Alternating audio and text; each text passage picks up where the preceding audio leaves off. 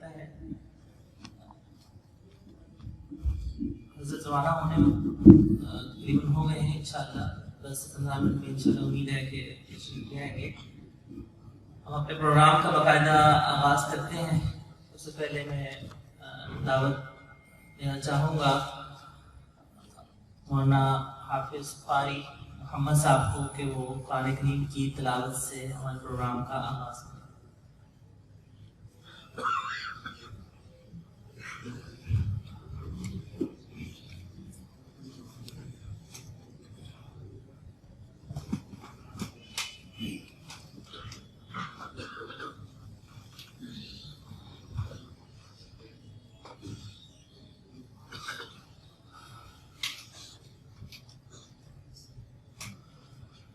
أعوذ بالله من الشيطان الرجيم.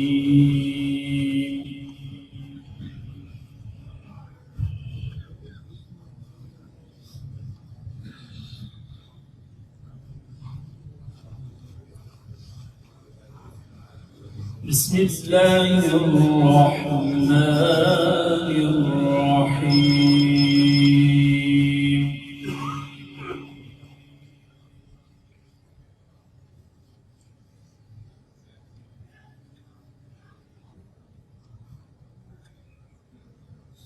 يا أيها الذين آمنوا اذكروا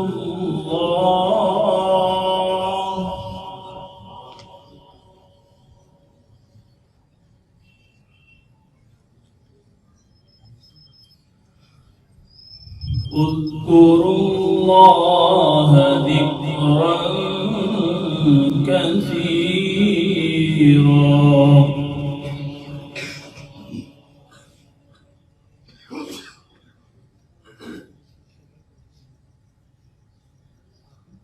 وسبحوه بكرة وأصيلا.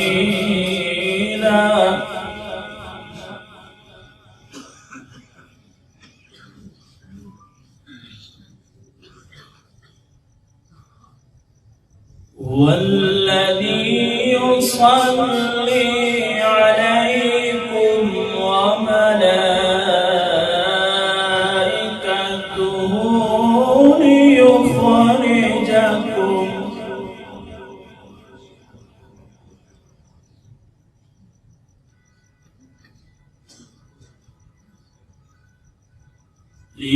ليخرجكم من الظلمات إلى النور وكان بالمؤمنين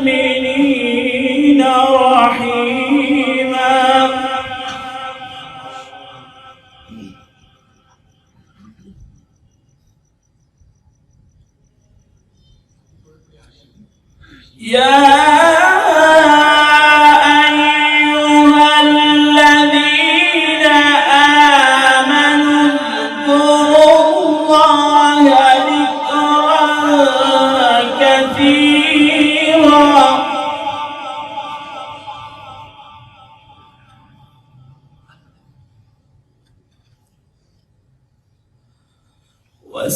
وسبحوه بكرة وأصيلا.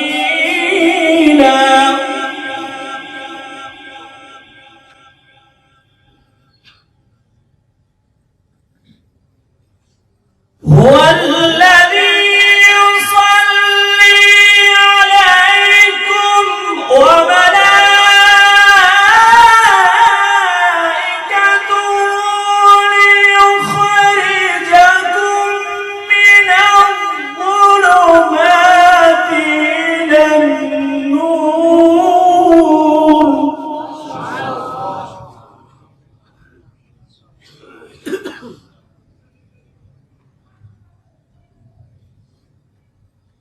وكان بالمؤمنين رحيما.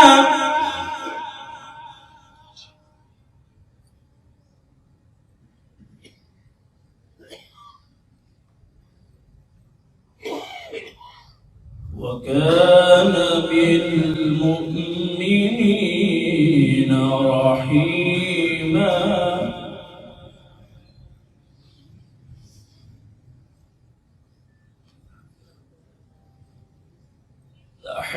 تحيتهم يوم يلقونه سلام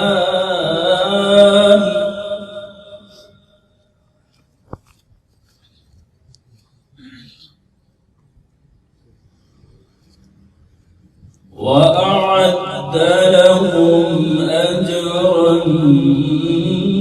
كريما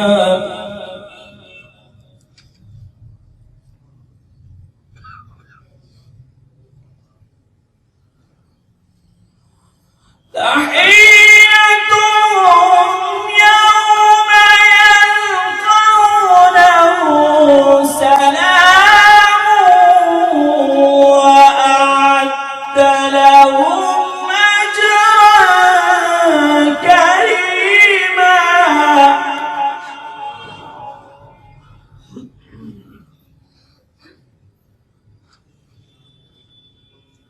يا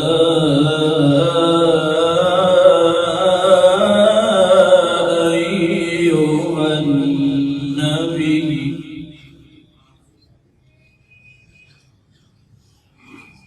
إنا أرسلناك شاهدا ومبشرا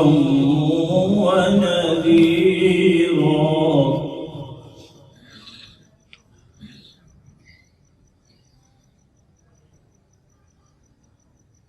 وداعيا إلى الله بإذنه وسراجا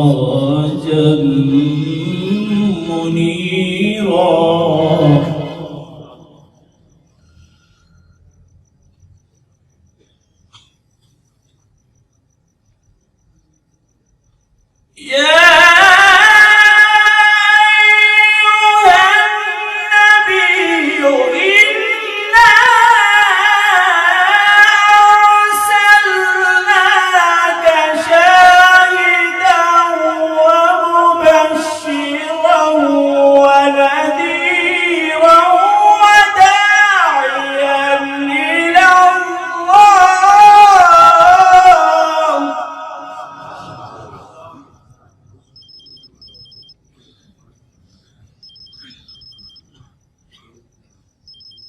وداعيا إلى الله بإذنه وسراجا منيرا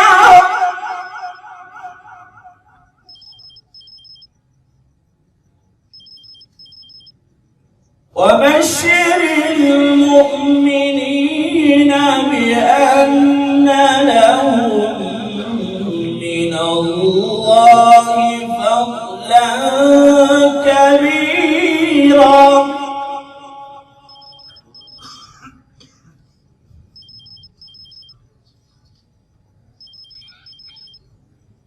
ولا تطع الكافرين والمنافقين ودع أذاهم وتوكل على الله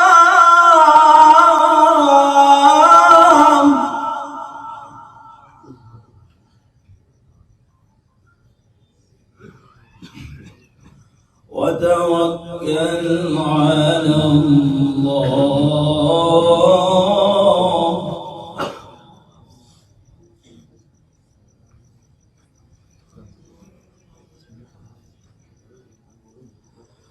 وبشر المؤمنين بأن لهم من الله فضلا كبيرا ولا تطع الكافرين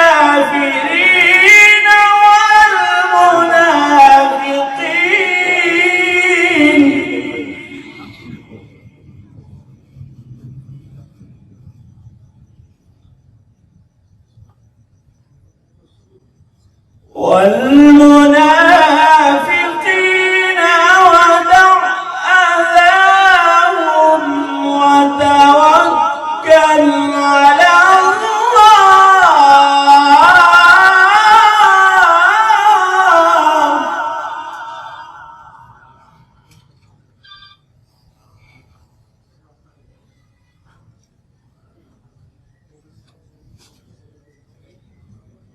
وكفى بالله وكيلا.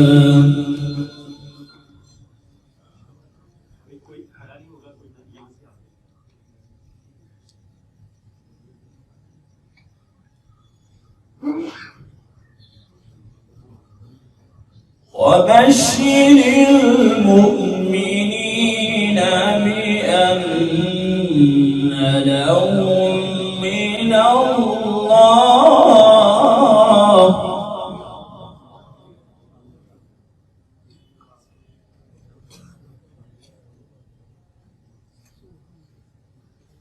الله فضلا كبيرا.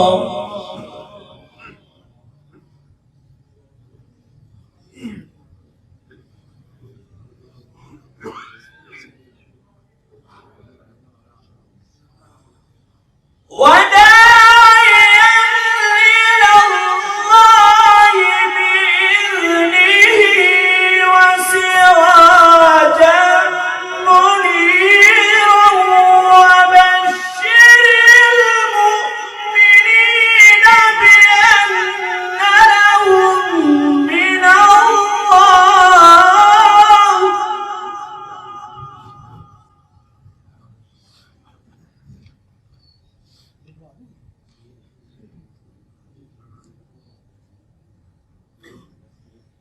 وبشر المؤمنين بأن لهم من الله فضلا كبيرا.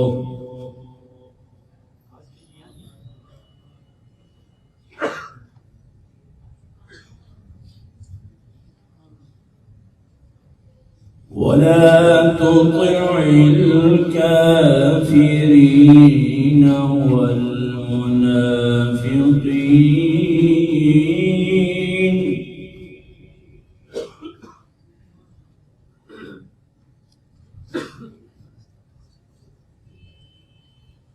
ودع أذاهم وتوكل على الله.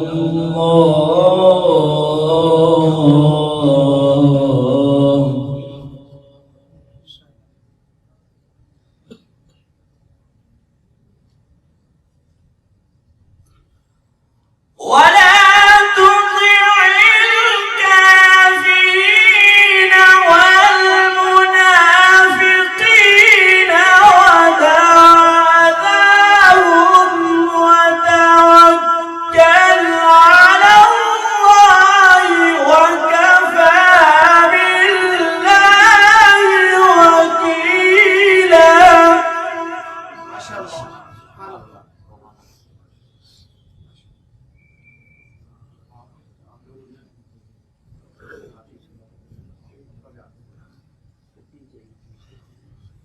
ولا تطع الكافرين والمنافقين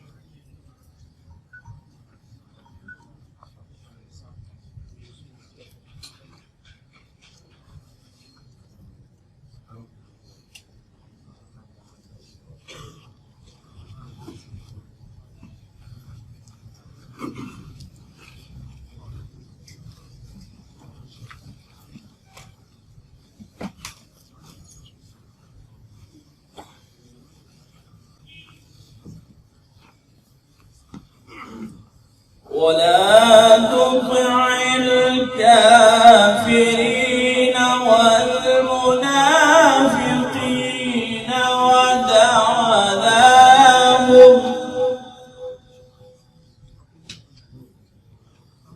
ودع أذاهم وتوكل على الله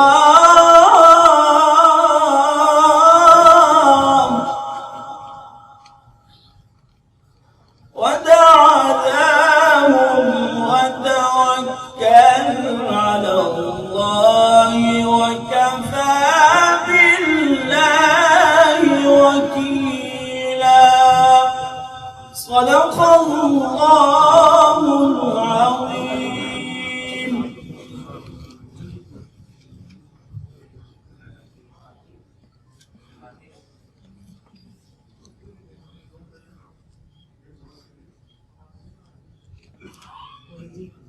خاتم العالیہ کی اجازت سے جانا تھا کہ وہ نیا طالب علم خاص عطیہ اشعار پیش کریں گے. محمد فرید.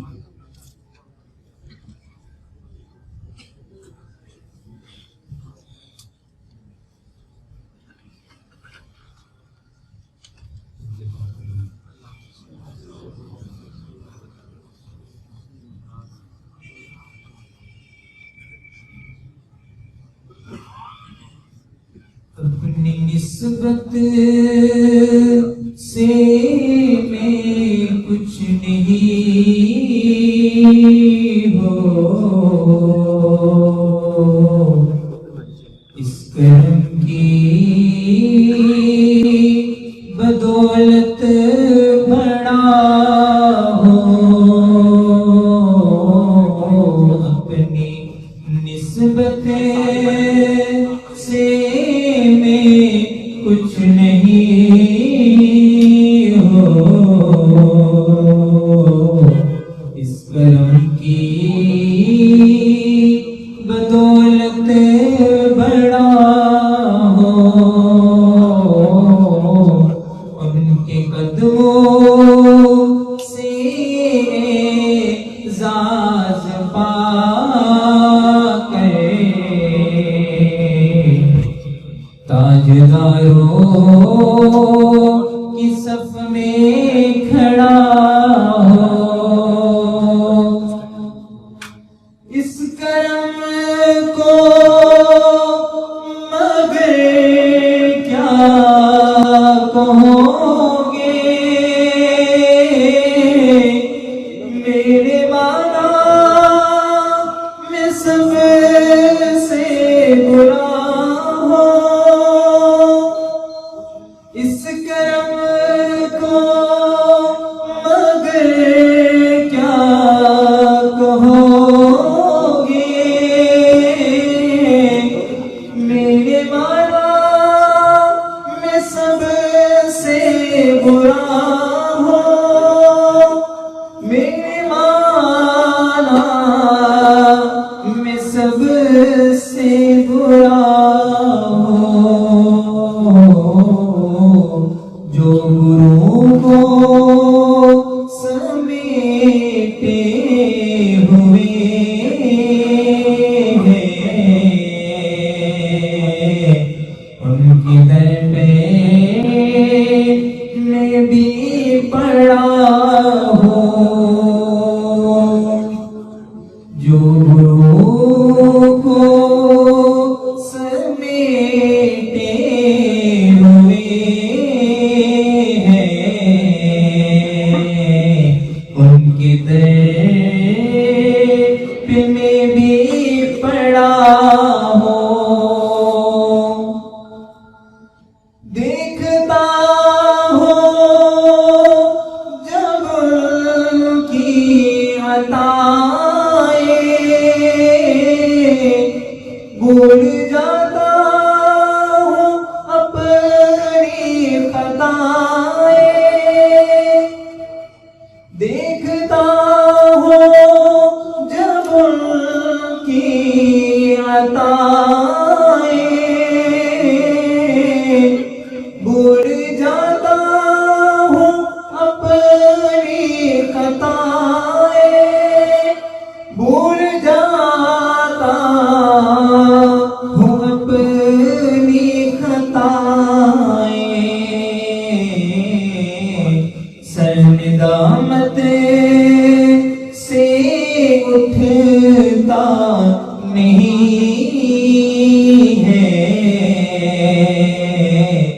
جب میں ان کی طرف دیکھتا ہوں سر ندامت سے اٹھتا نہیں ہے جب بھی ان کی طرف دیکھتا ہوں شافی مذہبی کے کرم میں لاج رکھ لی میرے کھوٹ بن کی شافی مذہبی کے کرم نے لاج رکھ لی میرے کھوٹ بن کی لاج رکھ لی میرے کھوٹ پن کی نسبتوں کا کرم ہے کہ خالد کھوٹا ہوتے ہوئے بھی کھڑا نسبتوں کا کرم ہے کہ خالد کھوٹا ہوتے ہوئے بھی کھڑا اپنی نسبت سے میں کچھ نہیں ہوں اس کرم کی بدولت بڑا ہوں ان کے قدموں سے اعزاز پا کے تاجداروں کی صف میں کھڑا ہوں نگاہ یار جسے آشنائے راز کرے وہ کیوں نہ اپنی خوبی قسمت پہ ناز کرے غم جہاں سے جسے ہو فراغ کی خواہش غم جہاں سے جسے ہو فراغ کی خواہش وہ ان کے درد محبت سے ساز باز کرے امیدوار ہے ہر سمت عاشقوں کے گروہ تیری نکاح کو اللہ دل نواز کرے ساقی نے آج بندہ احسان بنا دیا ڈالی وہ ایک نظر کہ مسلمان بنا دیا ساقی کے فیض مست نگاہی کے میں نثار ایک ایک موج کو رگے جاں بنا دیا صدقے تیرے ہونٹوں کے صدقے تیری ہونٹوں کے رنگین و رنائی ایک موجے تبسم میں کل راز گلستاں ہے ایک حسن کا دریا ہے ایک نور کا طوفان ہے اس بیٹے خاکی میں کیا کیا سما ہے یہ چند اشعار ہمارے پیارے حضرت العزیز حضرت دعوت برکاتہ العالیہ کی خدمت میں عرض کیے عبدالعزیز تاخیر کے یادز حضرت دعوت برکاتہ العالیہ کو دعوت سخن دیتا ہے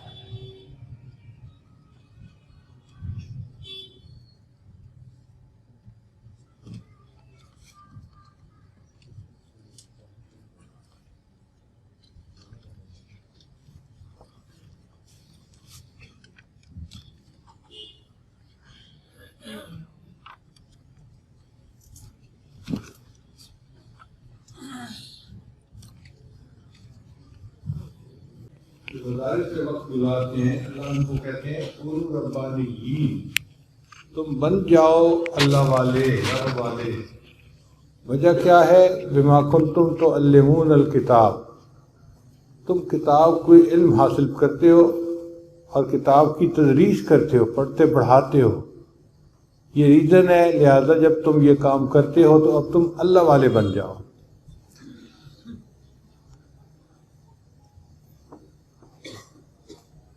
اب ایک آدمی اللہ والا کیسے بن سکتا ہے اور اللہ والے کی نشانی کیا ہوتی ہے، یہ سوال ذہن میں پیدا ہوتا ہے۔ تو آج کی مجلس میں اسی عنوان پہ گفتگو کرنی ہے کہ اللہ والے کی 5 نشانیاں ہوتی ہیں۔ آپ حضرات اس کو ذہن میں محفوظ کر لیں تو پھر اس کسوٹی پر آپ جس کو پرکھیں گے دودھ کا دودھ اور پانی کا پانی ہو جائے گا۔ آپ کو تھوڑی دیر میں پتہ چل جائے گا کہ کون اللہ والا ہے اور کون طالب دنیا ہے۔ پہلی نشانی علماء نے لکھی ہے کہ اس آدمی کے اندر حرص کی بجائے زہد ہوتا ہے۔ آپ نے غور کیا ہوگا آج کی دنیا میں ہر بندے کے اندر حرص ہے اور وہ چاہتا ہے کہ میرے پاس مال زیادہ ہو جائے۔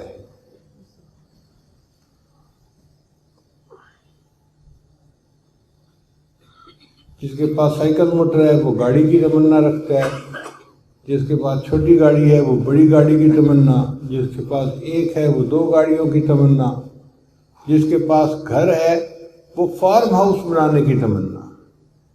ہر بندہ اپنے سے اوپر والے کو دیکھ رہا ہے دنیا کے لحاظ سے، اور ایک طمع ہے جو دل میں بڑھتی جاتی ہے۔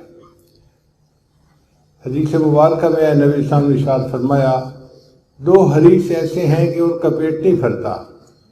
ایک علم کا حریص، جتنا علم حاصل کرتا جائے اس کا حرص اور بڑھتا ہے، میں اور علم حاصل کروں۔ اور ایک دنیا کا حریص، اگر اللہ تعالیٰ اس بندے کو ایک جنگل سونے کا بنا ہوا دے دے تو وہ تمنا کرے گا کہ ایک جنگل اور میرے پاس ہوتا، اور اگر اللہ تعالیٰ دوسرا جنگل بھی اس کو بنا ہوا دے دے تو وہ یہ تمنا کرے گا کہ کاش اس جنگل کا بنانے والا بھی میں خود ہوتا۔ اس دنیا کی حرص بھی ختم نہیں ہوتی۔ انسان کے پیٹ کو بس قبر کی مٹی بھرتی ہے، ورنہ یہ دنیا سے نہیں بھرتا۔ اس لیے آج کل کا سب سے بڑا فتنہ کیا ہے؟ ہر بندہ یہ چاہتا ہے یا لیت لنا مثل ما اوتی قارون، ہائے جیسے قارون کو خزانہ ملا تھا ایسا خزانہ میرے پاس ہوتا۔ اور جن کو ایسے خزانے مل بھی گئے انہوں نے سکون کی زندگی نہیں گزاری، پریشان زندگی گزاری ہے۔ اس کی وجہ کیا ہے کہ مال جب آتا ہے تو اپنے ساتھ وبال کو بھی لے کے آتا ہے۔ اس چیز کو لوگ نہیں سمجھتے۔ آپ بتائیں اللہ تعالیٰ کسی کو مال دے دیں اور اس کی اولاد کو نافرمان بنا دیں تو اس کا مال اس کو کیا سکون دے گا؟ اگر کسی بندے کو اللہ تعالیٰ وافر مال عطا فرما دیں اور اس کی بیوی بد کردار بن جائے تو اس کی زندگی میں کہاں سکون ہوگا؟ سکون تو تب ہوتا ہے کہ جب انسان کے زندگی کے اندر خوشیاں ہوں، نیکی ہو، اور یہ مال سے نہیں ملتا، یہ اللہ کا تعلق جوڑنے سے انسان کو نیکی ملتی ہے۔ الحمدللہ ہمارے جو مدارس کے علماء طلباء ہیں فطری طور پر ان کے اندر طبیعتوں میں زہد ہوتا ہے، اور واقعی یہ دنیا کے طالب نہیں ہوتے۔ یہ لوگ جو پڑھ کے نکلتے ہیں مدرسے سے، اگر اسکول کالج کی نوکری کریں تو ان کو 10 گنا زیادہ تنخواہ ملے، مگر یہ پھر مدرسوں میں پڑھاتے ہیں، اور مدارس میں تو بہت معمولی تنخواہیں ہوتی ہیں۔ ایک تجربہ کار عالم کئی سالوں سے جو پڑھا رہا ہے اس کی آج کے دور میں تنخواہ 10,000 روپے ہوتی ہے۔ اب آپ بتائیے کہ 10,000 میں کون سے خرچے پورے ہوتے ہیں؟ تو یہ لوگ انتہائی سادگی کی زندگی گزارتے ہیں، اور ان کا یہ فقر اختیاری ہوتا ہے۔ جیسے نبی علیہ السلام نے اللہ سے دعا مانگی تھی، اے اللہ مجھے اتنا رزق دے، ایک دن کھاؤں تیرا شکر ادا کروں اور دوسرے دن فاقہ ہو تو میں صبر کروں۔ اس طرح کی زندگی میں پسند کرتا ہوں۔ اور یہ واقعی مدارس کے علماء طلباء اس کا آج جیتا جاگتا ثبوت ہے۔ ان کے گھروں میں بہت سادے کھانے بنتے ہیں، کوئی مال زیادہ نہیں ہوتا، فرنیچر زیادہ نہیں ہوتا، بس سبزے کے گزارا ہی ہوتا ہے۔ اور ان کی سب سے بڑی قربانی یہ ہوتی ہے کہ یہ اپنی اولاد کے لیے بھی غربت کو برداشت کر لیتے ہیں۔ یہ اپنے سے زیادہ مشکل کام ہے. بندہ اپنے پہ تو غربت برداشت کر لیتا ہے، اپنے بچوں پہ غربت نہیں دیکھی جاتی. مگر یہ خود بھی علم پڑھتے ہیں اور معمولی تنخواہ پہ زندگی گزارتے ہیں، اور پھر اپنے بچوں کو بھی علم پڑھنے کے لیے لگا دیتے ہیں. مدارس کے اندر دیکھیں تو سب سے زیادہ تعداد علماء کے اپنے بچوں کی ہوتی ہے. اس کا مطلب یہ کہ انہوں نے فقر کو اختیار کیا ہے، پسند کیا ہے، اس پہ شکوے نہیں ہوتے ان کے دلوں میں. یہ دنیا داروں کو دیکھ کے مچلتے نہیں ہیں، بلکہ اللہ کا شکر ادا کرتے ہیں کہ اللہ آپ نے اپنی رحمت کے ساتھ ہمیں علم کی نعمت عطا فرما دی. ان کے دل سے آواز نکل رہی ہوتی ہے، رضینا قسمت الجبار فینا لنا علم وللجہال معلوم. ہم اس جبار کی تقسیم پہ راضی ہیں جس نے ہمیں علم عطا کیا اور جس نے ان دنیا داروں کو مال عطا کیا. فَإِنَّ الْمَالَ يَفْنِي عَنْ قَرِيبٍ وَإِنَّ الْعِلْمَ يَبْقَى لَا يَزَالُ. مال تو عن قریب فنا ہونے والی چیز ہے، اور علم جو ہے وہ ہمیشہ باقی رہنے والی چیز ہے، اس کو زوال نہیں ہوتا. چنانچہ قرآن مجید میں ہے کہ لوگ قارون کو دیکھتے تھے تو تمنا کرتے تھے کہ ہمارے پاس بھی اتنا مال ہوتا.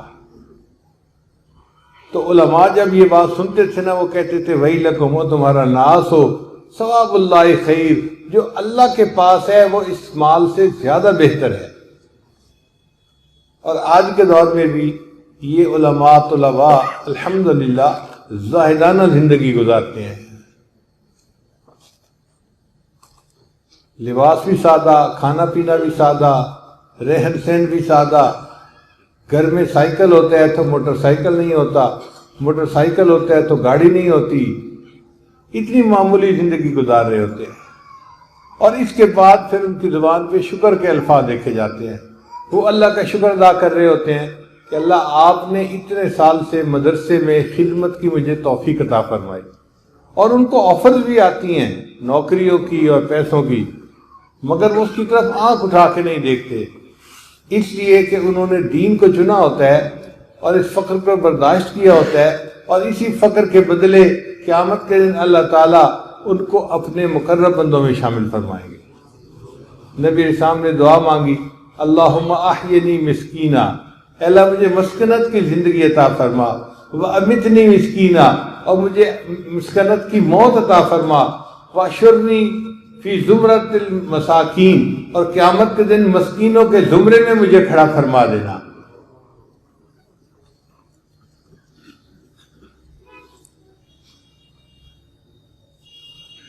ہمارے اکابرین میں حضرت مولانا قاسم نانوتوی رحمۃ اللہ علیہ کے اندر بہت زور تھا. ان کے حالات زندگی میں لکھا ہے کہ مدرسے میں ہر استاد کا کوئی نہ کوئی صندوق ہوتا تھا، ٹرنک ہوتا تھا، جس میں وہ اپنا ذاتی سامان رکھا کرتے تھے. حضرت مولانا قاسم نانوتوی رحمۃ اللہ کا کوئی صندوق نہیں تھا، کوئی ٹرنک نہیں تھا، بس ایک گٹھڑی تھی جس گٹھڑی میں وہ اپنے پہننے کے چند کپڑے یا چادر وغیرہ رکھ لیا کرتے تھے، اور اس کے سوا کوئی سامان ہی نہیں تھا. اور دارالعلوم میں ہر استاد کے نام کا کھانا بنتا تھا، ہر استاد کے نام کا کھانا بنتا تھا. حضرت نانوتوی رحمۃ اللہ اپنے نام کا کھانا نہیں بنواتے تھے، تو پھر گزارا کیسے کرتے تھے؟ ان کے استاد تھے حضرت مولانا یعقوب نانوتوی رحمۃ اللہ علیہ. ان کا کھانا بنتا تھا، اور ان کا کھانے میں سے جو بچ جاتا تھا انہوں نے نوکر کو کہا ہوا تھا کہ وہ بچا ہوا کھانا میرے پاس لے آنا. وہ کھا کے گزارا کر لیا کرتے تھے، اپنے نام کا کھانا ہی نہیں بنواتے تھے. ایسا زہد آپ نے کبھی نہیں دیکھا ہوگا. اس زہد کی برکت تھی کہ اللہ تعالیٰ نے ان کے بنائے ہوئے ادارے کو پوری دنیا کے اندر عزتوں سے نوازا. اور یہی عمل ہمارے اکابرین کے اندر جاری ساری ہو گیا. جامعہ اشرفیہ کا نام آپ نے سنا ہوگا. حضرت مفتی محمد حسن رحمۃ اللہ علیہ، یہ حضرت اقدس تھانوی رحمۃ اللہ کے اجل خلیفہ تھے. انہوں نے لاہور میں اس کی بنیاد رکھی. شروع میں نیلا گنبد میں چھوٹا سا مدرسہ تھا، پھر بعد میں اللہ تعالیٰ نے مہربانی فرمائی تو یہ موجودہ جگہ پر بڑی وسیع جگہ کے اوپر بنایا گیا۔ جب حضرت مفتی محمد حسن رحمۃ اللہ علیہ نے جامعہ شریفیہ بنا لیا تو ان کے اچھے استادوں کی ضرورت محسوس ہوئی۔ اچھے استادوں میں ایک استاد تھے حضرت مولانا ادریس کاندھلوی رحمۃ اللہ علیہ، بڑے علماء میں سے تھے۔ ان کی تفسیر بھی مشہور ہے معارف القرآن کے نام سے، مگر وہ بہاولپور میں نواب اور بہاولپور کے ایک مدرسے میں پڑھاتے تھے اور ان کو بڑے پیسے ملتے تھے۔ بہاولپور کے نواب نے بڑی عزت سے ان کو بلایا تھا اور ان کی تنخواہ خوب زیادہ رکھی تھی۔ تو حضرت مفتی حسن رحمۃ اللہ علیہ نے ایک خط لکھا ان کو، حضرت مولانا ادریس کاندھلوی رحمۃ اللہ علیہ کو، اور اس میں ایک فقرہ لکھا کہ حضرت آپ امیروں کی بریانیاں تو کھاتے ہی رہتے ہیں، کبھی ہم فقیروں کی دال روٹی بھی قبول فرمائیں۔ آپ امیروں کی بریانیاں تو کھاتے ہی رہتے ہیں، ہم فقیروں کی دال روٹی قبول فرمائیں۔ تو مفتی صاحب سمجھ گئے کہ یہ مجھے اپنے مدرسے میں بلانا چاہتے ہیں، چنانچہ انہوں نے اس مدرسے میں استعفیٰ دیا، اپنا سامان سمیٹا اور ایک ٹرک پہ سامان رکھا، خود بھی ساتھ بیٹھے، اہل خانہ کو بھی بٹھایا اور جامعہ شریفیہ پہنچ کر اپنا سامان اتارا، آ کر سلام کیا، حضرت آپ نے حکم دیا تھا، میں اب آپ کی خدمت میں حاضر ہو گیا ہوں۔ نواب کی اتنی بڑی تنخواہ کو لات ماری اور غربت کو اپنے لیے پسند کیا، اور پھر باقی پوری زندگی انہوں نے جامعہ شریفیہ میں حدیث کی خدمت کی۔ یہ ہوتا ہے طمع کی بجائے زہد طبیعت کے اندر ہونا۔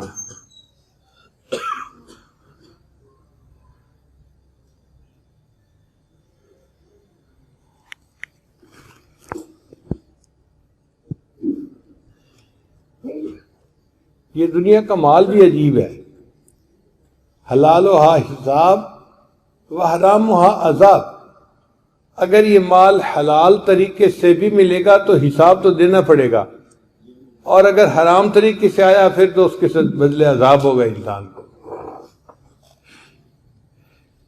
اسی لیے اللہ سے اگر کوئی بندہ مال مانگے تو ایسا مال مانگے جس میں وبال نہ ہو۔ مال کا کم سے کم وبال یہ ہے کہ بندے کو موت اچھی نہیں لگتی، موت سے دل گھبراتا ہے۔ بھائی جس کے پاس روٹی بھی ہے، بوٹی بھی ہے، کاریں بھی ہیں، بہاریں بھی ہیں، اس کو موت اچھی کیوں لگے گی؟ وہ تو چاہے گا میں لمبا عرصہ زندہ رہوں۔ تو کم سے کم وبال مال کا جو ہے وہ یہ کہ موت سے انسان کا دل گھبرانے لگ جاتا ہے، اور جو زاہد ہوتا ہے اس کو جب موت آ جائے وہ اللہ کے پاس جانے کے لیے تیار ہوتا ہے۔ تو پہلی نشانی کہ طبیعت کے اندر زہد ہونا چاہیے، مال پیسے کی حرص نہیں ہونی چاہیے۔ پھر اللہ ان کے پیسے میں برکتیں عطا فرما دیتا ہے اور ان کی ضرورتوں کو اپنے غیب کے خزانوں سے پورا کر دیا کرتا ہے۔ مجھے ایک مرتبہ کراچی جانے کا موقع ملا تو حضرت مفتی رشید احمد رحمۃ اللہ علیہ ان کی خدمت میں حاضری ہوئی، تو بیٹھے ہوئے گفتگو کر رہے تھے۔ وہ مجھے فرمانے لگے کہ دیکھو میں نے اپنے لیے دین کو چنا ہے، دنیا کو نہیں چنا، مگر اللہ نے دنیا میرے قدموں میں اتنی ڈال دی ہے کہ میرے بیت الخلاء اتنے خوبصورت بنے ہوئے ہیں گھر میں کہ دنیا داروں کے بیڈ روم بھی اتنے خوبصورت نہیں ہوتے۔ اللہ قدموں میں ڈال دیتا ہے دنیا کو۔ چنانچہ حضرت مولانا قاسم نانوتوی رحمۃ اللہ علیہ ایک مرتبہ بیٹھے تھے تو کوئی بندہ آیا اور اس نے آ کے ہدیہ پیش کیا۔ حضرت نئے بندے سے ہدیہ قبول نہیں فرماتے تھے، تو حضرت نے انکار کر دیا۔ جب اس نے دیکھا کہ حضرت قبول نہیں کر رہے تو وہ گیا، جب مسجد سے نکلا تو اس نے دیکھا کہ حضرت کے جوتے پڑے ہوئے تھے۔ اس نے وہ پیسے حضرت کے جوتوں کے اندر ڈال دیے کہ جب آ کے جوتے پہنیں گے تو پھر تو پیسے ان کو نکالنے ہی پڑیں گے۔ حضرت جب جوتے پہننے لگے تو پیسے ان کے اندر دیکھے، جوتوں کے اندر پڑے ہوئے دیکھے. تو حضرت نے ساتھ والوں کو بلا کر کہا کہ دیکھو جو بندہ اللہ کی رضا کے لیے دنیا سے منہ موڑتا ہے، اللہ تعالیٰ دنیا اس کے جوتوں میں دے دیتے ہیں، جوتوں میں عطا فرما دیتے ہیں. حضرت تھانوی رحمۃ اللہ کا ایک مرید تھا، سرکاری افسر تھا اور بڑا مال پیسے والا تھا. وہ بیعت ہوا، کچھ دنوں کے بعد اس نے 1,00,000 روپے کا ہدیہ بھیجا منی آرڈر کے ذریعے سے. اب حضرت کے ہاں بھی یہی طریقہ تھا کہ نئے بندے سے ہدیہ قبول نہیں فرماتے تھے. تو جب 1,00,000 روپے کا ہدیہ آیا تو حضرت نے اس کو واپس کر دیا. وہ تو سرکاری افسر تھا، اس کو ذلت محسوس ہوئی کہ میرے بھیجے ہوئے پیسے انہوں نے دھتکار دیے، واپس کر دیے. اس نے پھر خط لکھا حضرت کو کہ حضرت میں نے تو بڑے محبت سے آپ کو ہدیہ بھیجا تھا، آپ نے ہدیے کو واپس کر دیا، آپ کو دنیا میں ایسا مرید نہیں ملے گا. جب اس نے یہ خط بھیجا تو حضرت نے اس خط کا جواب دیا، اچھا اگر تم لکھتے ہو کہ دنیا میں ایسا مرید نہیں ملے گا تو پھر تمہیں دنیا میں ایسا پیر بھی نہیں ملے گا جو تمہارے 1,00,000 روپے کو بھی لات مار دے.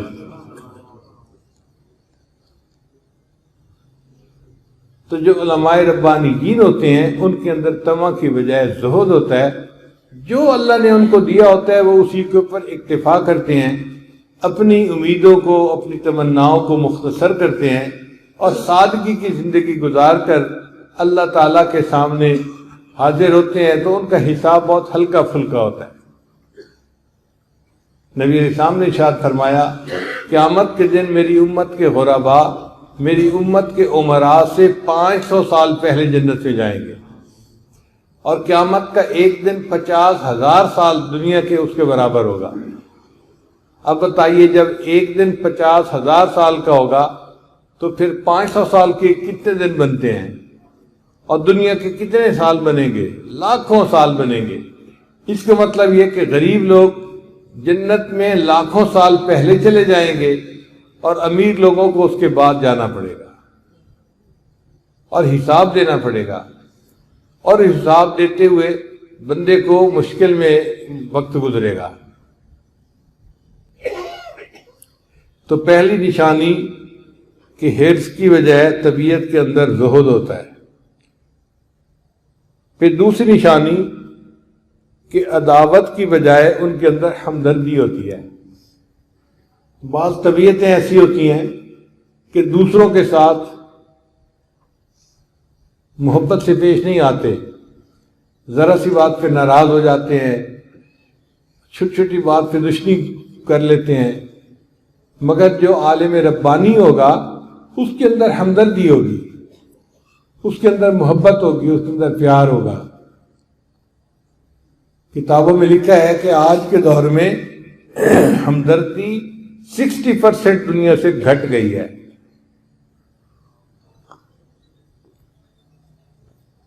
یعنی اگر کسی زمانے میں 100% ہمدردی ہوتی تھی تو آج کے دور میں صرف 40% رہ گئی ہے، 60% ہمدردی کم ہو گئی ہے. اور واقعی آج تو ایسا نفسا نفسی کا دور ہے کہ انسان خود پیٹ بھر کے کھانا کھا لیتا ہے اور اس کو یہ پتہ بھی نہیں ہوتا کہ میرے ہمسائے کے بچے بھوکے سوئے یا کچھ کھا کے سوئے، احساس ہی نہیں ہوتا. غریبوں پہ کیا گزر رہی ہوتا ہے، امیروں کو اس کا احساس ہی نہیں ہوتا. دلوں میں سے ہمدردی نکل گئی، بلکہ غریبوں کا حال دیکھ کے لوگ مذاق اڑاتے ہیں بجائے اس کے کہ دلوں میں ہمدردی ہوتی اور ان کی مشکل کو دور کرنے میں وہ کوشش کرتے. ان کا بیٹھ کے مذاق اڑایا جاتا ہے. تو جو عالم ربانی ہوتا ہے اس کی طبیعت کے اندر دشمنی کی بجائے ہمدردی ہوتی ہے، ہر ایک کے ساتھ ہمدردی، اپنوں کے ساتھ بھی اور پرایوں کے ساتھ بھی. حضرت علی اجویری رحمۃ اللہ علیہ ایک مرتبہ کشتی میں سفر کر رہے تھے تو کشتی میں جو موجود لوگ تھے انہوں نے بچوں کے ذریعے سے حضرت کے ساتھ بدتمیزی کروائی.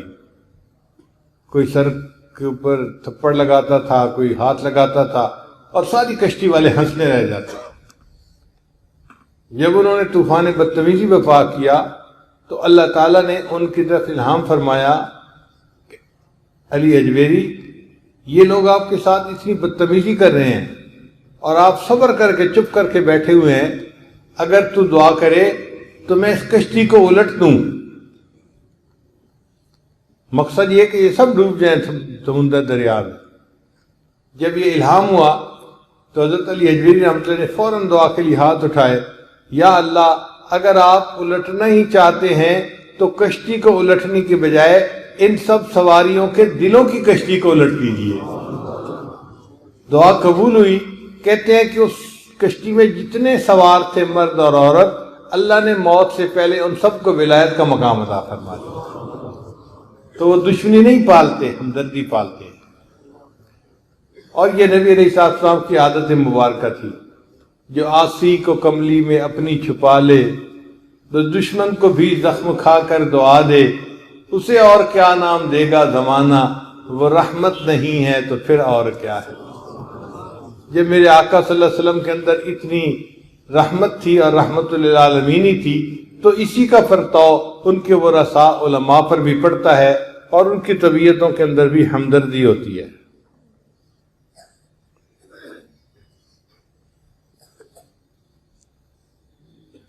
حدیث مبارکہ میں آتا ہے کہ بنی اسرائیل کی ایک بدکردار عورت تھی، اس نے ایک پیاسے کتے کو پانی پلایا تھا، اس کی وجہ سے اللہ نے اس کی زندگی کے سب گناہ معاف کر دیے تھے۔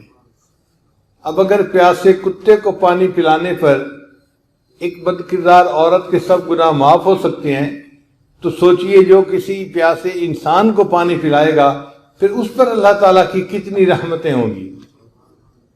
جو کسی غریب کے بھوک کے وقت میں اس کے کام آئے گا، اللہ تعالیٰ اس کو کتنا نوازے گا۔ اور اس کا تو درجہ ہی بڑا اونچا ہے۔ حدیث پاک میں آتا ہے اللہ تعالیٰ قیامت کے ایک بندے کو کہیں گے، اے میرے بندے میں بھوکا پیاسا تھا، تو نے مجھے کھانا ہی نہیں کھلایا۔ وہ کہے گا یا اللہ آپ تو بھوک اور پیاس سے منزہ اور مبرہ ہیں، یہ کیسے پاسبل ہے کہ آپ بھوکے پیاسے تھے اور میں نے کھانا نہیں کھلایا؟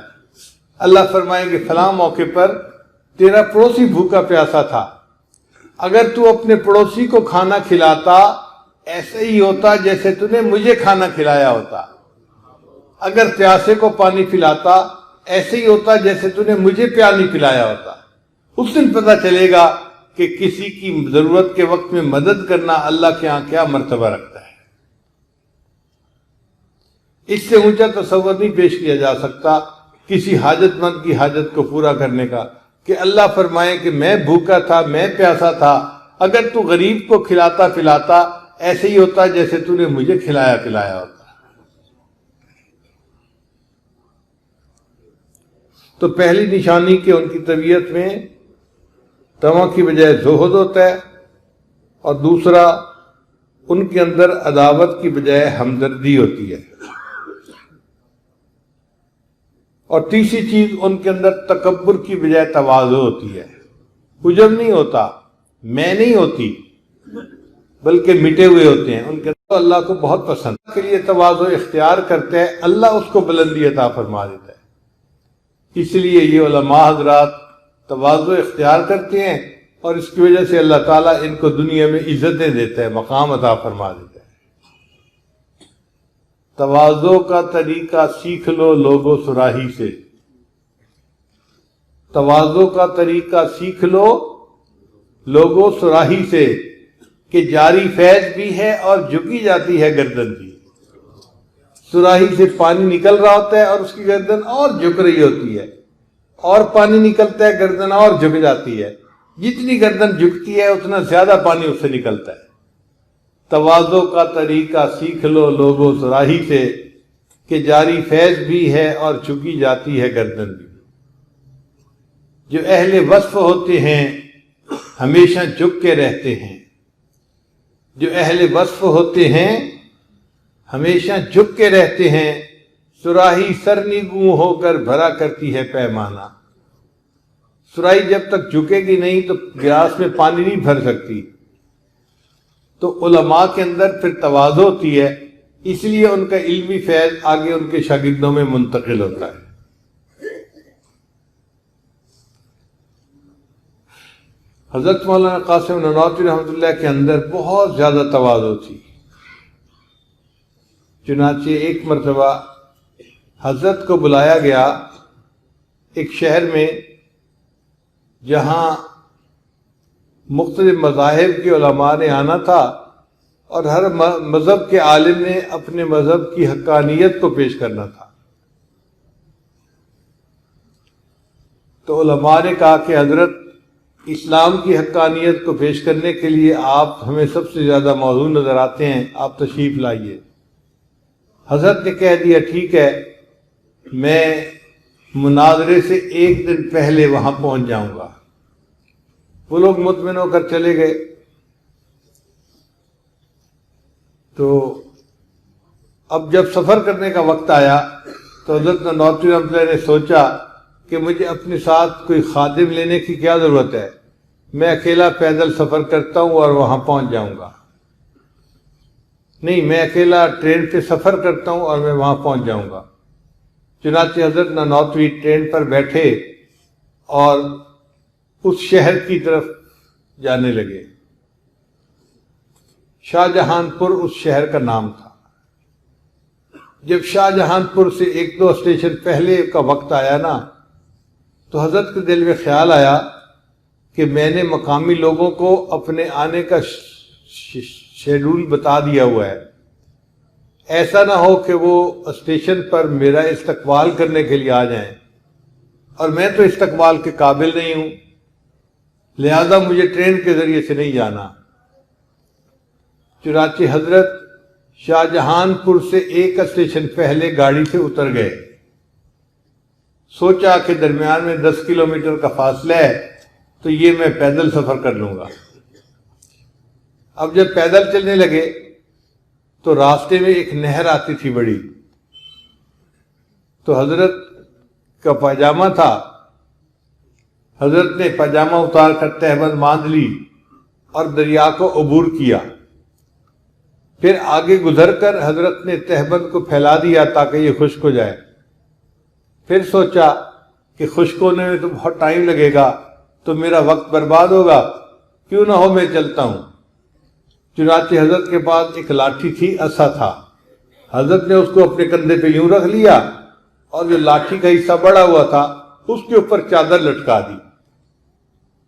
اور یہ اسلام کا سفیر، یہ اسلام کا محافظ اس فقیرانہ حال میں چل کے جا رہا ہے کہ کندھے کے اوپر لاٹھی ہے اور لاٹھی کے پیچھے چادر جو ہے وہ لٹک رہی ہے، خشک ہو رہی ہے اور چلتے جا رہے ہیں. جب شاہ جہان پور شہر میں پہنچے تو حضرت نے سوچا کہ کل مقابلہ ہے تو آج میں کسی ہوٹل کے اندر کمرہ لے کے آرام کر لیتا ہوں. اب دوسری طرف سنیے کہ جب ٹرین پہنچی اپنے اسٹیشن پر تو مقامی علماء نے حضرت کے استقبال کے لیے انتظام کیا ہوا تھا. کوئی 100-200 بندے وہاں موجود تھے، پھولوں کے ساتھ ہار لے کے استقبال کے لیے آئے ہوئے تھے. ساری سواریاں اتر گئیں اور اپنے گھروں کو روانہ ہوئیں. حضرت نانوتوی نہیں اترے تو وہ لوگ بڑا پریشان کہ حضرت پتہ نہیں کیوں نہیں پہنچے. پھر ان میں سے ایک عالم جو تھے وہ کہنے لگے ہو سکتا ہے کسی وجہ سے ٹرین مس ہو گئی ہو، تو امید ہے کہ حضرت پہنچیں گے تو صحیح، ٹرین سے نہیں آئے تو بس کے ذریعے سے آ جائیں گے. اور ہو سکتا ہے کہ وہ آئیں اور کسی ہوٹل میں انہوں نے قیام کر لیا ہو، تو شہر کے ہوٹلوں میں سے ذرا معلومات کر لو. ایک بندہ گیا اور اس نے جا کے شہر کے تمام ہوٹلوں میں پتہ کیا تو قاسم نانوتوی کے نام سے کوئی عالم ہی نہیں تھا، کوئی کمرہ ہی بک نہیں کروایا. اس نے آ کے کہا جی کہ کوئی کمرہ قاسم نانوتوی کے نام سے بک نہیں ہے. تو وہ بڑے عالم کہنے لگے اچھا میں جا کے پتہ کرتا ہوں. چنانچہ جب وہ گئے تو انہوں نے جو آئے ہوئے مہمان تھے ان کی فہرست دیکھنی شروع کی. حضرت نانوتوی رحمۃ اللہ کا تاریخی نام تھا خورشید حسن. حضرت نے اس نام سے اپنا کمرہ بک کروایا ہوا تھا. جب اس کا نام اس کی نظر پڑی نا خورشید حسن کے نام پہ، تو اس نے ہوٹل والے سے کہا کہ بھئی یہ خورشید حسن کون ہے؟ اس نے کہا جی ایک بڑے میاں ہیں، معمر آدمی ہیں، پتلے دبلے سے ہیں۔ حضرت نانوتوی رحمۃ اللہ بہت پتلے دبلے تھے، اللہ نے ان کو بسطتاً فی العلم تو بنایا تھا، بسطتاً فی الجسم نہیں بنایا تھا، بہت پتلے دبلے تھے۔ آج تو ماشاءاللہ ہماری حالت ہی کچھ اور ہوتی ہے نا، کہ بسطتاً فی العلم تو ہوتے نہیں لیکن بسطتاً فی الجسم ضرور ہوتے ہیں۔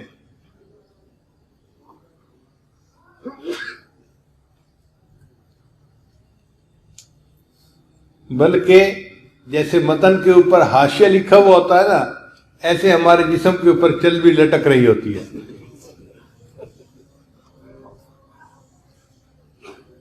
تو وہ عالم پھر اس کمرے میں گئے، جا کے دروازہ کھٹکھٹایا تو اندر سے حضرت تشریف لائے، بڑے حیران، حضرت آپ اس کمرے میں آ کے ٹھہرے ہوئے ہیں اور ہم تو آپ کا اسٹیشن پر استقبال کرنے کے لیے گئے اور آپ وہاں تھے ہی نہیں۔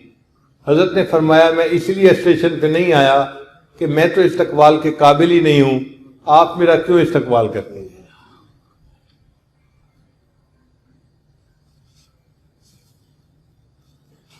پھر حضرت نے ایک عجیب بات کہی، یہ الفاظ کے چند لفظ پڑھ لیے تھے، دنیا پہچان گئی، چند لفظ پڑھ لیے تھے، دنیا پہچان گئی، ورنہ تو قاسم اپنے آپ کو ایسے مٹاتا کہ کسی کو خبر ہی نہ ہوتی۔ چند لفظ پڑھے تھے، دنیا پہچان گئی، ورنہ تو قاسم اپنے آپ کو ایسے مٹاتا کہ کسی کو خبر ہی نہ لگتی۔ یہ جو دل کے اندر تمنا ہوتی ہے نا کہ میں اپنے آپ کو اتنا مٹاؤں کہ کسی کو نظر ہی نہ آؤں، یہ تواضع ہوتی ہے، اور اس پر اللہ تعالیٰ بندے کو عزتیں دیتے ہیں۔ چنانچہ پھر اگلے دن مقابلہ ہوا اور الحمدللہ اللہ تعالیٰ نے حضرت مولانا قاسم نانوتوی رحمۃ اللہ کو فتح عطا فرمائی، اور یہ کتاب چھپی ہوئی ہے، اس کا نام ہے مباحثہ شاہ جہان پور۔ آپ اس کتاب کو پڑھ کے دیکھ سکتے ہیں کہ انہوں نے کس طرح اسلام کی حقانیت کو اجاگر کیا، اور ہندوؤں نے اور باقی مذہب والوں نے بھی تسلیم کیا کہ اسلام سچا دین ہے۔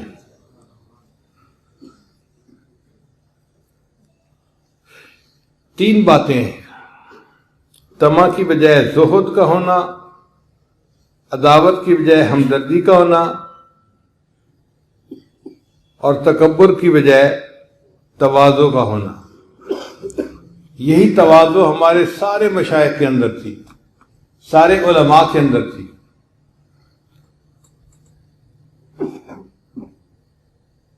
حضرت مولانا خیر محمد جالندری رحمۃ اللہ علیہ وہ بخاری شریف پڑھایا کرتے تھے اپنے مدرسے میں، اور دور دور سے طلباء ان سے حدیث پڑھنے کے لیے آتے تھے۔ اللہ کی شان دیکھیں، ایک دن ایک جگہ پر پڑھاتے ہوئے حضرت کو ایک اشکال ذہن میں آیا، تو حضرت نے طلباء سے پوچھا بھئی میرے ذہن میں یہ اشکال پیش ہو رہا ہے، کسی کو اگر اس کا جواب آتا ہو تو بتا دے۔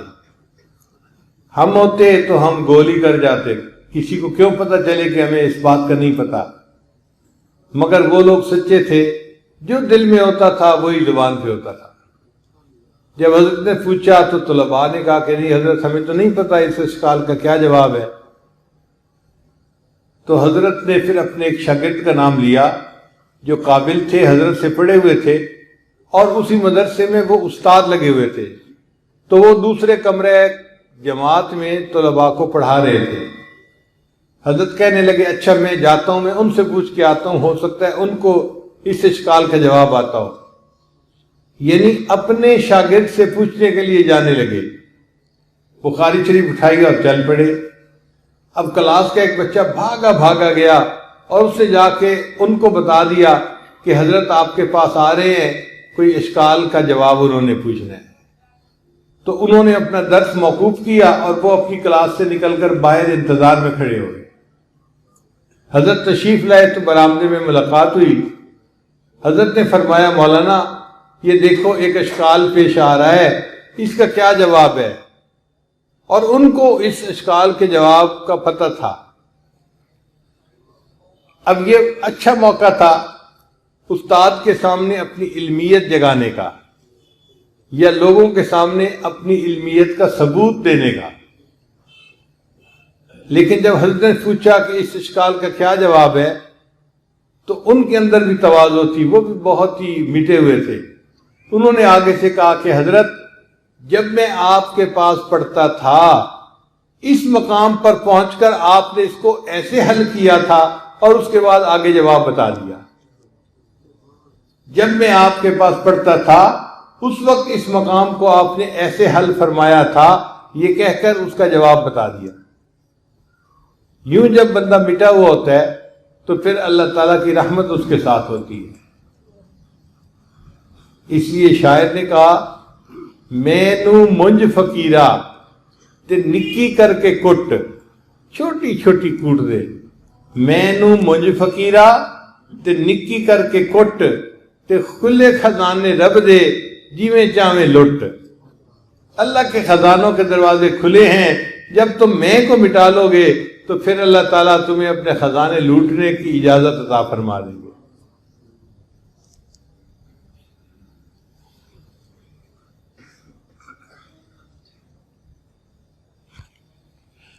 ہمارے دادا پیر حضرت خواجہ عبد المالک صدیقی رحمۃ اللہ خانوال میں تھے.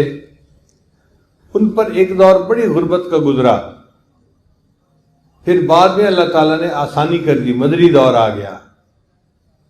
پھر انہوں نے مسجد بھی بنائی جس کا نام بے چندہ مسجد مشہور ہو گیا، اور حضرت نے ذاتی گھر بھی بنایا اور ذاتی گھر کو بھی بہت خوبصورت بنایا. اس زمانے میں جب چپس نہیں تھی اور وزیروں اور امیروں کے گھروں میں فرشوں پہ لگتی تھی، حضرت نے مسجد کے میناروں اور دیواروں تک سب چپس جو ہے وہ چڑھا دی. آج بھی جائیں تو آپ کو دیواروں پہ چپس لگی نظر آتی ہے. تو اللہ نے رزق فراخ کر دیا تھا. اب جب رزق فراخ ہو گیا نا تو کچھ پیر بھائی ایسے تھے حضرت کے اور خلفاء، وہ ذرا ان کے ساتھ کھینچنے لگ گئے. چنانچہ ایک ایسے عالم تھے جو ایک مسجد میں امام تھے، اور وہ بھی حضرت خواجہ فضل بریلوی رحمۃ اللہ کے خلیفہ تھے. ان کا ایک مقتدی خواجہ عبد المالک صدیقی رحمۃ اللہ کا مرید تھا. تو وہ حضرت کو ملنے کے لیے جانے لگا تو اس نے سوچا کہ چلو میں حضرت کو بتا دیتا ہوں امام صاحب کو، ہو سکتا ہے سلام بھیجنا ہو تو وہ سلام بھیج دیں گے. چنانچہ وہ سادہ آدمی آیا اور آ کر بتایا امام صاحب کو، امام صاحب میں پیر صاحب کو ملنے جا رہا ہوں، آپ نے کوئی پیغام دینا ہو تو پیغام دے دیں.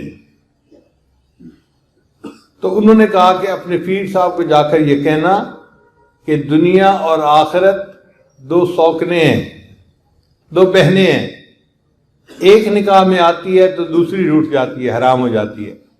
یعنی دو بہنیں ہو نا تو ایک سے نکاح ہو جائے تو دوسری بہن حرام ہو جاتی ہے. ان کا مقصد یہ تھا کہ آج کل ایسے لگتا ہے جیسے دنیا نے آپ سے نکاح کیا ہوا ہے، دروازے جو کھلے ہوئے ہیں، تو ایسا نہ ہو کہ آخرت آپ سے روٹ گئی ہو. اشارہ انہوں نے اس طرف کرنا تھا. اب جب یہ نوجوان حضرت کے پاس پہنچا تو اس نے بتایا کہ جی میں اپنے مولانا صاحب کو مل کے آیا تھا. تو حضرت نے فرمایا بھائی انہوں نے کوئی بات کہی تھی؟ تو اس نے صاف صاف بتا دی کہ حضرت انہوں نے یہ پیغام دیا تھا کہ دنیا اور آخرت دو بہنیں ہیں، ایک نکاح میں آتی ہے تو دوسری حرام ہو جاتی ہے.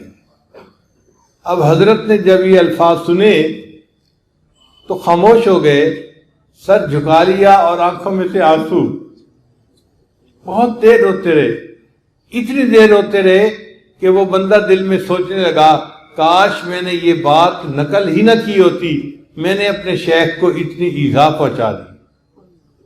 کافی دیر کے بعد حضرت نے سر اٹھایا اور سر اٹھا کر کہا الحمدللہ ایسے لوگ آج بھی دنیا میں موجود ہیں جن کو ہماری اصلاح کی فکر لگی ہوئی ہے.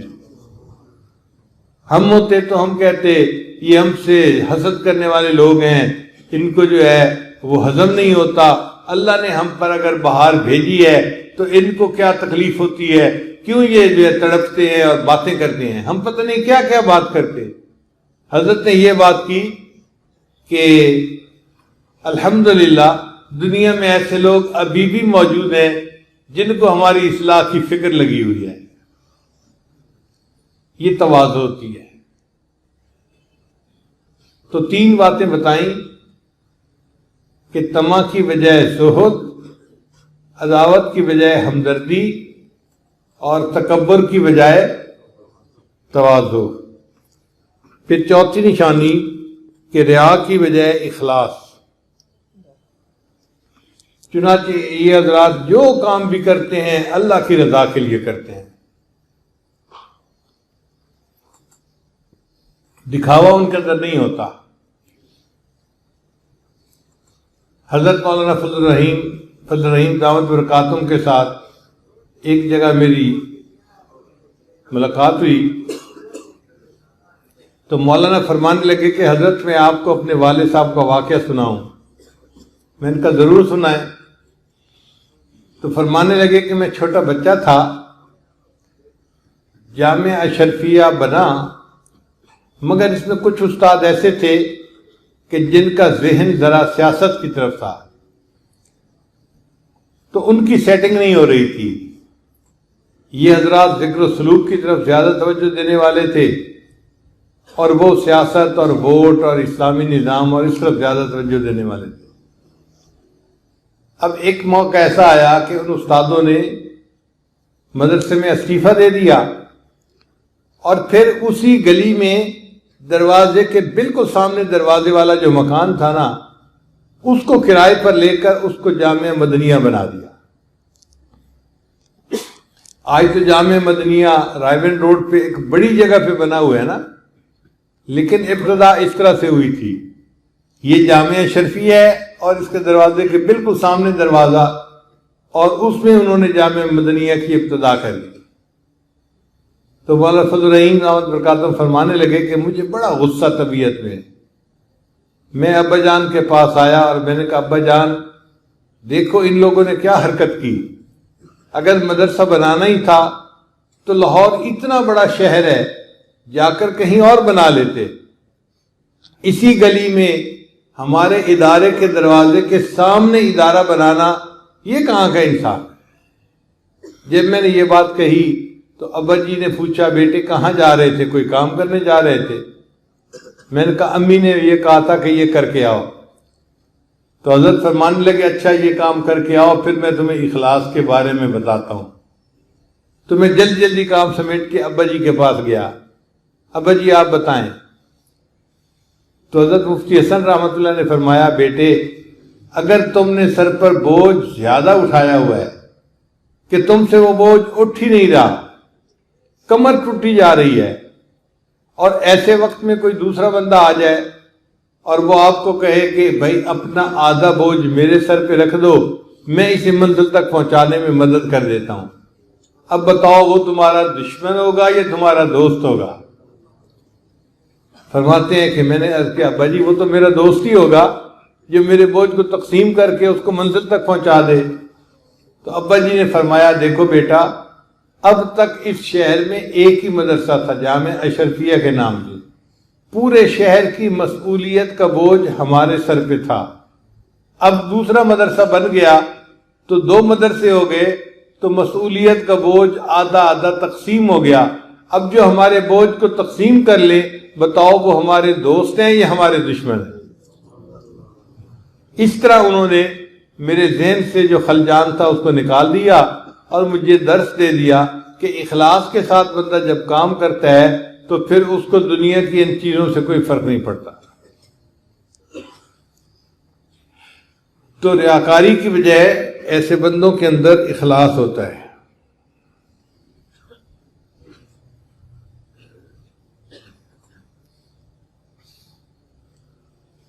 اسی لیے دین کا کام جہاں بھی ہو رہا ہو، جس کسی کے ذریعے سے بھی ہو رہا ہو، ہمیشہ خوشی کا اظہار کیا کریں۔ یہ ضروری نہیں کہ دین کا کام ہمارے ہاتھوں سے ہوگا تو وہ دین کا کام ہے، اور کسی اور کے ہاتھوں سے ہوگا تو اس میں ہم کیڑے نکالنا شروع کر دیں. ایسی بات نہیں ہے.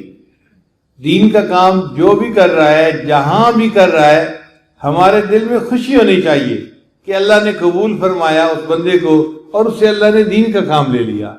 اخلاص کا یہی تقاضا ہے. تو ریا کی بجائے طبیعت میں اخلاص کا ہونا یہ علماء ربانی ہونے کی دلیل ہوتی ہے. اور پانچویں نشانی کہ ان کی طبیعتوں میں شک کی بجائے یقین ہوتا ہے. اللہ کے وعدوں پر پکا بھروسہ. آج تو ہمارے دلوں کے اندر شک ہی رہتا ہے نا.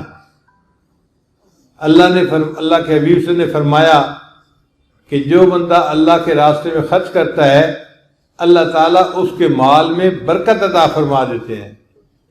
تو ہم ڈرتے ڈرتے اللہ کے راستے میں خرچ کرتے ہیں، پتہ نہیں واپس ملے گا یا نہیں ملے گا. تردد ہوتا ہے، طبیعت میں شک ہوتا ہے. مگر ان حضرات کے دلوں میں یقین ہوتا ہے جس وجہ سے وہ اللہ کے وعدوں پر بھروسہ کرنے والے لوگ ہوتے ہیں. حضرت مولانا قاسم نانوتوی رحمۃ اللہ علیہ نے دارالعلوم دیوبند کی بنیاد رکھی تو انہوں نے 8 اصول بنائے. ان کا نام رکھا اصول ہشتگانہ. ہشتگانہ فارسی کا لفظ ہے، یعنی 8 اصول. اور ان 8 اصولوں میں ایک اصول یہ تھا کہ مدرسے کے لیے مستقل آمدنی کا کوئی ذریعہ قبول نہیں کیا جائے گا. یعنی اگر کوئی بندہ آ کر کہے کہ جی میں مدرسے میں اتنے پیسے ہر مہینے دیا کروں گا، تو ایسی آفر کو ہم قبول ہی نہیں کریں گے. فرق دیکھو، ہم صبح و شام دعائیں مانگتے ہیں یا اللہ کوئی مستقل آمدنی کا ذریعہ بن جائے. یہ جو ہر مہینے تنخواہیں دینی ہوتی ہیں اور مخمر طلباء کے کھانے کو بنانا ہوتا ہے، یہ خرچات پورے نہیں ہوتے. اے اللہ کوئی مستقل ذریعہ آمدنی کا ہو جائے تاکہ یہ ٹینشن ختم ہو جائے. اور ان حضرات کا یہ حال تھا کہ وہ فرماتے ہیں کہ مستقل آمدنی کا کوئی ذریعہ قبول ہی نہیں کیا جائے گا. تو کسی نے کہا کہ حضرت مستقل آمدنی کا کوئی ذریعہ کیوں نہیں قبول کیا جائے گا؟ حضرت نے فرمایا اس لیے کہ پھر توجہ سبب پہ آ جائے گی اور اللہ کی طرف سے نظر ہٹ جائے گی اور برکتیں بند ہو جائیں گی.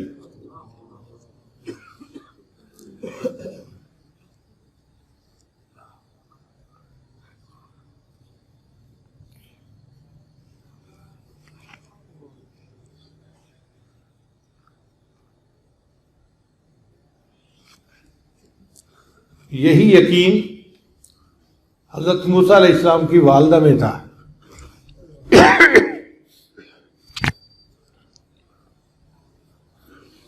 اللہ تعالیٰ قرآن مجید میں ارشاد فرماتے ہیں وَأَوْحَيْنَا إِلَىٰ أُمِّ مُوسَىٰ أَنْ أَرْضِعِيهِ. ہم نے موسیٰ علیہ السلام کی والدہ کو وحی نازل فرمائی، یعنی الہام فرمایا کہ اپنے بیٹے کو دودھ پلاؤ. فَإِذَا خِفْتِ عَلَيْهِ، اور اگر آپ کو خوف ہو کہ پولیس والے آ کے بچے کو پکڑ کے نہ لے جائیں، فَأَلْقِيهِ فِي الْيَمِّ، تو اس کو پانی کے اندر ڈال دینا. فَلْيُلْقِهِ الْيَمُّ بِالسَّاحِلِ، پھر یہ بچہ پانی میں تیرتے تیرتے بالآخر کوئی اس کو پکڑے گا اور ساحل پر یہ لگ جائے گا.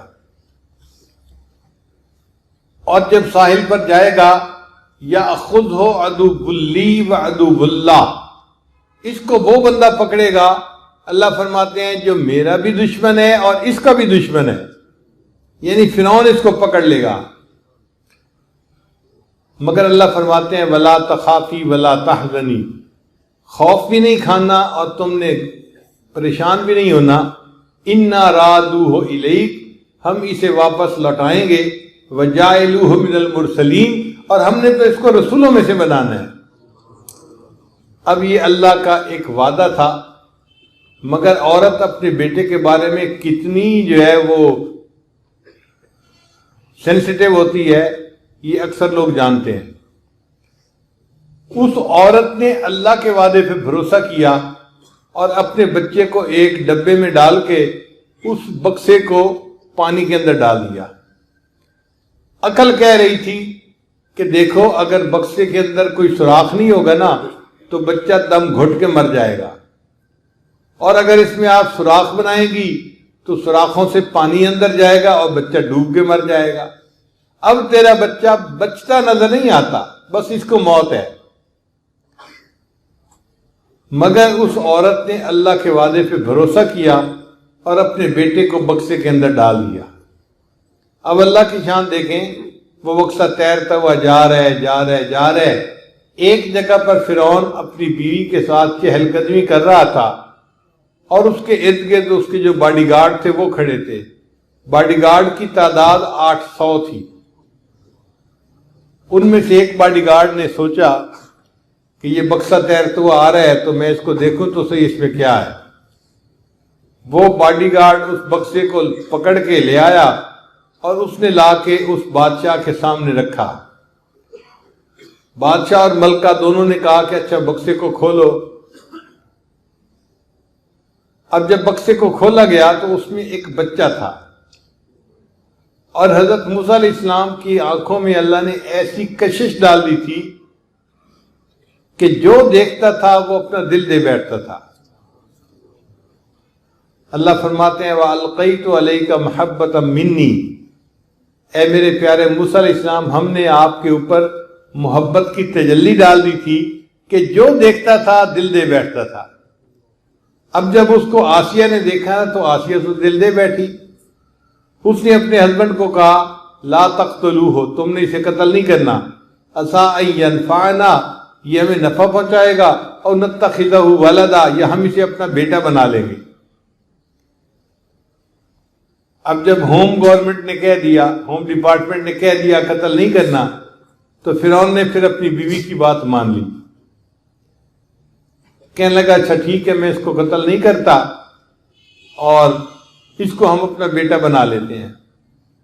فرعون کی عقل نے اس کو دھوکہ دیا کہ جب میں اس کو اپنا بیٹا بناؤں گا اور اپنے محل میں پالوں گا تو یہ بڑا ہو کر مجھ سے تاج کیوں چھینے گا، یہ تو میرا احسان مند رہے گا، اس لیے اس سے مجھے کوئی خطرہ نہیں ہے۔ چنانچہ فرعون حضرت موسیٰ علیہ السلام جو بچے تھے ان کو لے کر اپنے محل میں آیا۔ اس زمانے میں فیڈر کی مائیں نہیں ہوتی تھیں، ڈبے کا دودھ نہیں ہوتا تھا، عورتیں ہی بچوں کو دودھ پلایا کرتی تھیں۔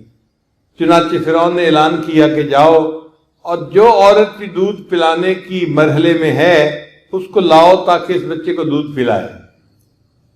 اللہ تعالیٰ بھی بڑے دانا ہیں۔ اللہ فرماتے ہیں کہ وَحَرَّمْنَا عَلَيْهِ الْمَرَاضِعَ مِنْ قَبْلِ، اے موسیٰ علیہ السلام، ہم نے عورتوں کا دودھ آپ پر حرام کر دیا تھا۔ چنانچہ جو عورت آتی دودھ پلانے لگتی، بچہ اس کا دودھ ایکسیپٹ نہیں کرتا تھا، پھر روتا تھا۔ دوسری عورت پلاتی، بچہ پھر نہیں پیتا تھا، پھر روتا تھا۔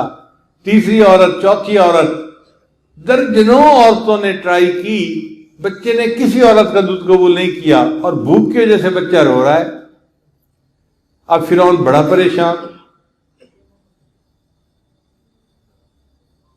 ساری رات کا جاگا ہوا، صبح ہو گئی اور بچے نے دودھ نہیں پیا۔ اب محل کے سارے لوگ تھکے ہوئے تھے کہ بھئی بچہ دودھ پیے تو مسئلہ ختم ہو اور ہم سب لوگ آرام کریں، سوئیں۔ اب ایسے حال میں اللہ تعالیٰ فرماتے ہیں کہ حضرت موسیٰ علیہ السلام کی جو والدہ تھی، وَأَصْبَحَ فُؤَادُ أُمِّ مُوسَىٰ فَارِغًا، موسیٰ علیہ السلام کی والدہ نے صبح کی بڑے غم والے دل کے ساتھ، کیونکہ وہ تو اپنے بچے کو دریا میں ڈال چکی تھی اور اس کو نہیں پتا تھا کہ میرا بچہ اس وقت کے سال میں ہے، تو ماں کا دل غم زدہ تھا، بڑی سیڈ اس نے آنکھ کھولی صبح کے وقت۔ اللہ فرماتے ہیں اگر ہم اس کے دل کو گرا نہ دیتے تو وہ رو پڑتی اور سارا اس کا راز جو تھا وہ کھل جاتا۔ ان قادت لتبدی بہی لولا ان ربطنا علی قلبہا، ہم اگر اس کے دل کو تسلی نہ دیتے تو وہ رو پڑتی اور لوگوں کو پتہ چل جاتا کہ اس کا بچہ ہے جو دریا سے ملا ہے۔ تو اللہ نے اس کے دل کو گرا دے دی۔ تو موسیٰ علیہ السلام کی والدہ نے موسیٰ علیہ السلام کی بہن کو بلایا، وہ تقریباً 5-6 سال کی بچی تھی، موسیٰ علیہ السلام سے بڑی تھی۔ اس کو کہا کہ بیٹی تم ذرا بادشاہ کے محل میں جا کر دیکھو کہ تمہارا بھائی کس حال میں ہے اور مجھے آ کر بتانا۔ وہ لڑکی بھاگی گئی بادشاہ کے محل میں اب جب وہاں گئی تو اس نے عجیب منظر دیکھا، عورتیں آ رہی ہیں، دودھ پلانے کی کوشش کرتی ہیں اور بچہ دودھ نہیں پیتا۔ تو جب اس نے 2-4 کیس دیکھے تو اس نے فرعون کو کہا هل ادلکم علی اہل بیت یکفلونہ لکم وہم لہ ناصحون، میں آپ کو ایسے اہل خانہ کے بارے میں بتاؤں کہ جو اس کو دودھ بھی پلائیں گے اور اس کی خیرخواہی بھی کریں گے۔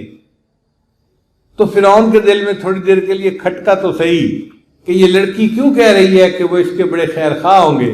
اس نے اس بچی کے سر کے بال پکڑ کے کہا اے لڑکی تو کیوں کہہ رہی ہے وہ اس کے بڑے خیرخواہ ہوں گے۔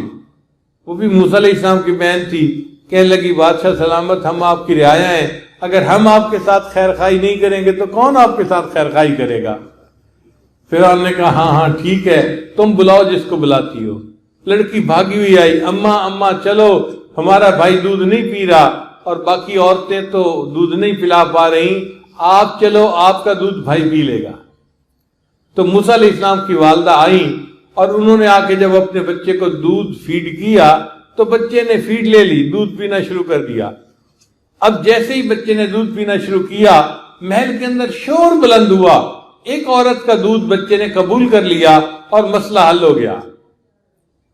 اچھا فرعون تھکا ہوا تھا تو کہنے لگا اچھا بھائی جس عورت کا دودھ اس نے قبول کر لیا ہے نا، اس عورت کو جانے نہ دینا اور میں تو سونے جا رہا ہوں۔ فرعون اپنے کمرے میں سونے کے لیے چلا گیا اور موسیٰ علیہ السلام کی والدہ نے بیٹے کو دودھ پلایا اور بیٹا اپنی ماں کی گود میں پہنچ گیا۔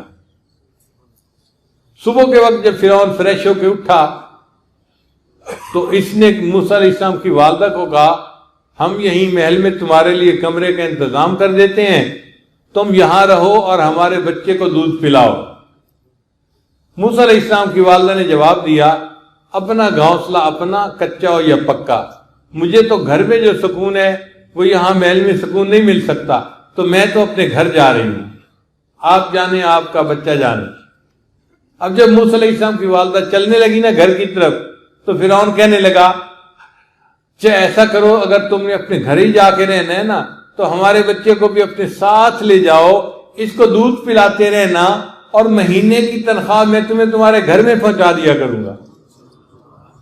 اللہ قرآن مجید میں فرماتے ہیں فرددناہ الی امہ، ہم نے موسیٰ علیہ السلام کو لوٹا دیا اس کی والدہ کے پاس، کئی تقر عینھا ولا تحزن، تاکہ اس کی آنکھیں ٹھنڈی ہو اور اس کا دل مغموم نہ ہو، ولتعلم، اور وہ جان لے ان وعد اللہ حق، کہ اللہ کے وعدے سچے ہوتے ہیں، ولکن اکثر الناس لا یعلمون، اکثر لوگ اس بات کو نہیں سمجھتے۔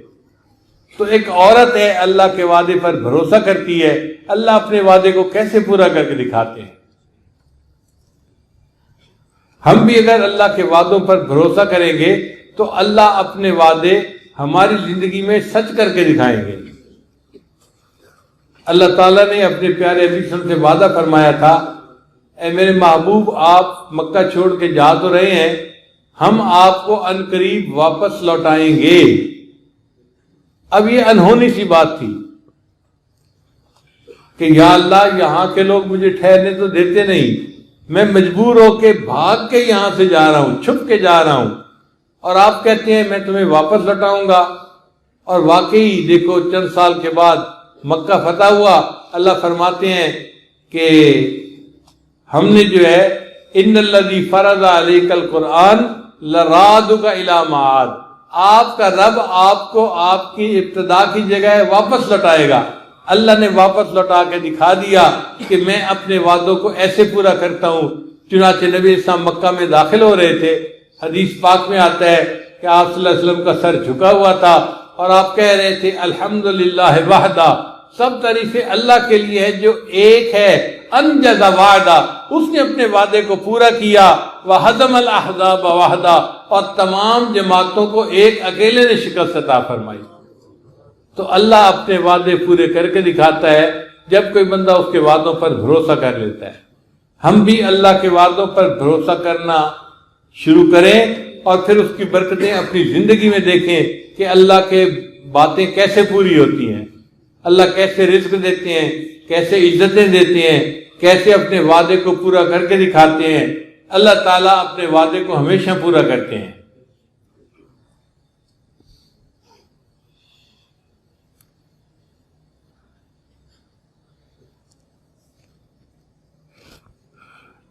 تو جو عالم ربانی ہوتا ہے اس کے دل میں شک کی بجائے یقین ہوتا ہے. یہی چیز صحابہ کرام کے اندر بھی تھی کہ اللہ کے وعدوں پر ان کو بھروسہ تھا. وہ تعداد میں تھوڑے ہوتے تھے مگر دشمن کے سامنے کھڑے ہو جاتے تھے دیوار بن کر کہ اللہ کی مدد ہمارے ساتھ ہے, اللہ ہمیں کامیابی عطا فرمائیں گے.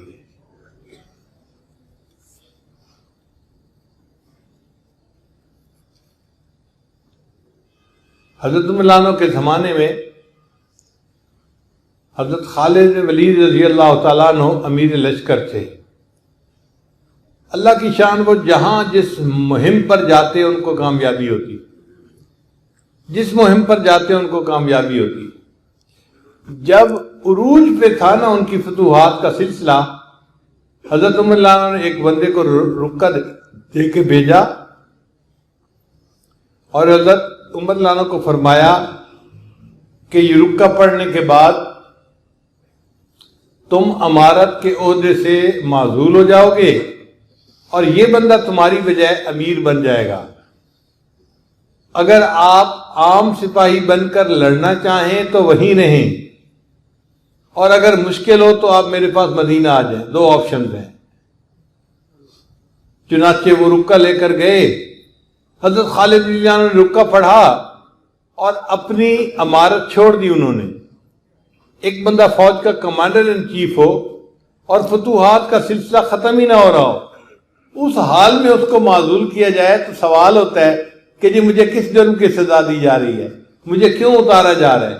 مگر ان حضرات کے اندر تسلیم تھی, انہوں نے بات کو مانا اور اپنا عہدہ چھوڑ دیا, ان کو امیر لشکر بنا دیا اور پھر اپنا فیصلہ سنایا کہ میں واپس مدینہ نہیں جاؤں گا, میں ایک عام سپاہی بن کر لشکر کے اندر لڑوں گا. تو کسی نے حضرت خالد بن ولید عنہ سے پوچھا کہ حضرت آپ اسی لشکر کے امیر تھے, امیر لشکر تھے, بغیر کسی خطا کے آپ کو معزول کر دیا گیا اور کسی اور کو جو ہے امیر بنا دیا گیا اور آپ نے ایک عام سپاہی بن کر لڑنے کو بھی قبول کر لیا, تو آپ کے دل پہ کوئی اثر نہیں ہوا؟ تو خالد بن ولید عنہ نے جواب دیا کہ نہیں, میرے دل پہ کوئی اثر نہیں ہوا, اس لیے کہ جب میں امیر لشکر تھا, جس پروردگار کو راضی کرنے کے لیے لڑ رہا تھا, جب میں ایک عام سپاہی بن گیا تب بھی اسی پروردگار کو راضی کرنے کے لیے لڑ رہا تھا, تو اس لیے مجھے کوئی فرق نہیں پڑا. کسی نے حضرت عمر عنہ سے پوچھا کہ حضرت آپ نے امت کو ایک اتنے بڑے جرنیل سے محروم کر دیا, ان کو امارت سے ہٹا دیا.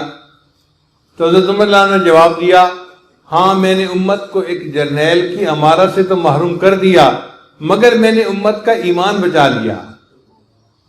اس نے کہا حضرت ایمان بچایا کیسے؟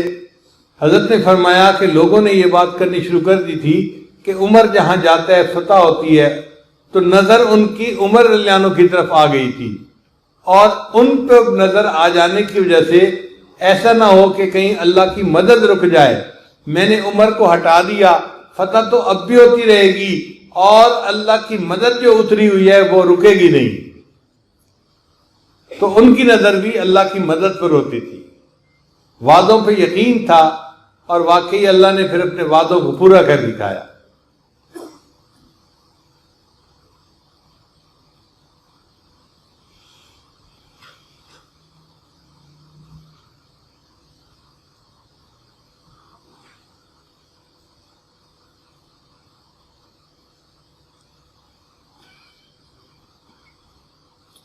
تو 5 باتیں بتائی گئی کہ طبیعت میں حرص کی بجائے زہد ہونا چاہیے. دوسری بات,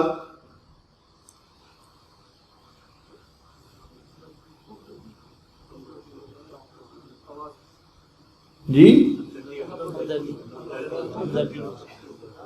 عداوت کی بجائے طبیعت کے اندر ہمدردی ہونی چاہیے۔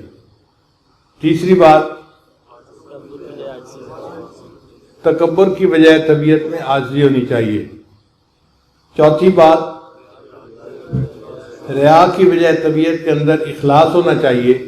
اور آخری بات کہ طبیعت میں شک کی بجائے یقین ہونا چاہیے۔ آج اگر مدارس کے علماء طلباء کے اندر یہ یقین پکا ہو جائے نا، اللہ ان کے رزق میں اتنی برکت دے کہ یہ بس بس کرنے لگ جائیں۔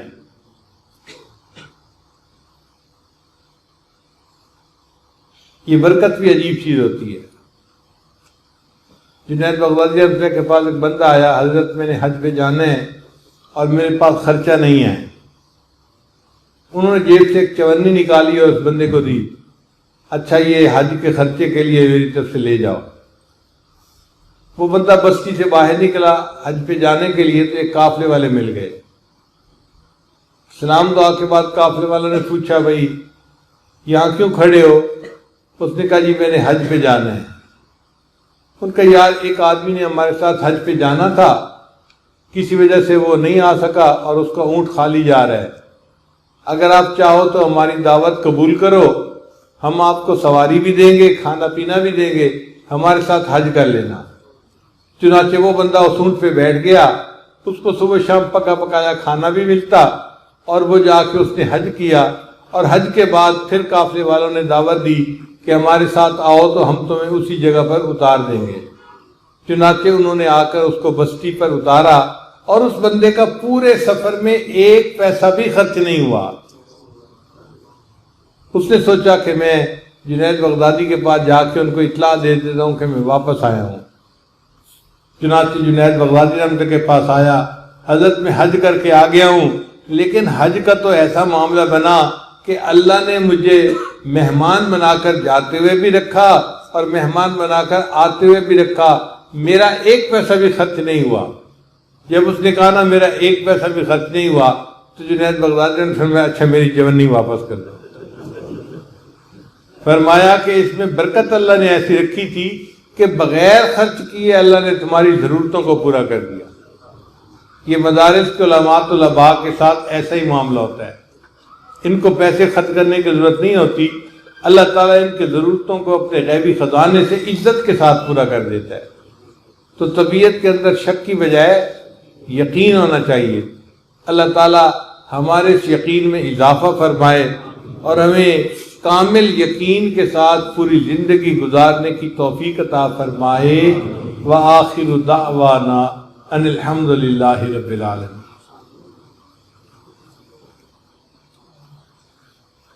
حضرت کی جانب سے ایک بات کرنا چاہوں گا اور ایک درخواست بھی کرنا چاہوں گا۔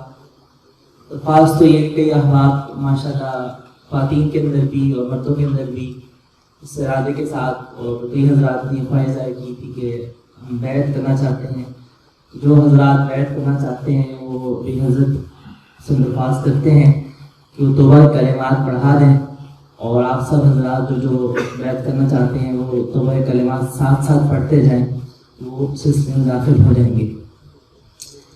یہ امت اور زمانہ تیزی سے قیامت کی طرف جا رہا ہے، اور جیسا کہ حدیث مبارکہ میں بیان کیا گیا کہ اللہ جل شانہ قرب قیامت میں علماء صلحاء کو اٹھا لیں گے، اور تیزی سے علماء صلحاء اٹھتے چلے جا رہے ہیں۔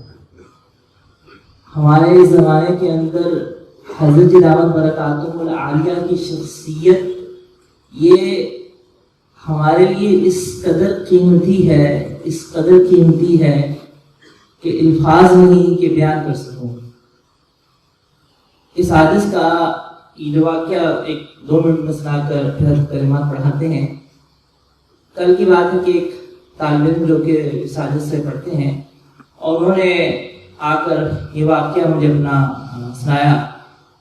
مجھے نہیں پتا تھا کہ حضرت کا بیان کا موضوع یہ ہوگا، اس حادث کو بالکل بھی نہیں پتا تھا، یہ اللہ کی طرف سے یہ ایک انٹرلنک ہو گیا۔ تو وہ طالب علم جو کہ درجہ رابعہ میں پڑھتے ہیں اور سلسلے میں داخل ہیں ماشاء اللہ، اور بڑی پابندی سے اذکار کرتے ہیں، لیکن انہوں نے مجھ سے وعدہ لیا تھا کہ آپ کا نام نہیں لیں گے۔ مجلس میں بیٹھے بھی ہوئے ہیں، وہ بات ہے کہ میں نے چند دن پہلے میں مراقب تھا اور مراقبہ کر رہا تھا، اور میں نے مراقبے کے اندر مجھے سیدنا ابوبکر صدیق رضی اللہ تعالیٰ عنہ کی زیارت ہوئی. تو میں نے سیدنا ابوبکر صدیق رضی اللہ تعالیٰ عنہ مراقبے میں مجھ سے کہا کہ کچھ پوچھو. تو وہ ساتھی کہنے لگے کہ میں نے پہلے تو کہا کہ کیا پوچھوں، دل میں خیال میں کیا آیا. پھر انہوں نے کہا کہ اگرچہ مجھے سلسلے پہ اور حضرت پہ بہت مضبوط تعلق ہے، لیکن پھر بھی بے اختیار خیال آیا کہ پوچھوں کہ سیدنا ابوبکر صدیق رضی اللہ تعالیٰ عنہ سے مراقبے میں کہ آپ حضرت شیخ مولانا ذوالفقار احمد نقشبندی دامت برکاتہم العالیہ کے بارے میں کیا کہتے ہیں. تو پھر ساتھی مجھے کہنے لگے کہ میں نے اسی طرح سے پوچھا کہ آپ حضرت شیخ مولانا ذوالفقار احمد نقشبندی دامت برکاتہم العالیہ کے بارے میں کیا کہتے ہیں. تو اس ساتھی یعنی کوئی ساتھی میرے ساتھ تعلق ہے ان کا، اور وہ پڑھتے بھی ہیں میرے پاس، اور یہ کل کا واقعہ ہے انہوں نے جو مجھے سنایا. تو سیدنا ابوبکر صدیق رضی اللہ تعالیٰ عنہ مراقبے میں یہ الفاظ ارشاد فرمائے کہ شیخ ذوالفقار اللہ کے ہیں اور اللہ شیخ ذوالفقار. میں درخواست کرتا ہوں کہ بیت کی کلمات پڑھیں.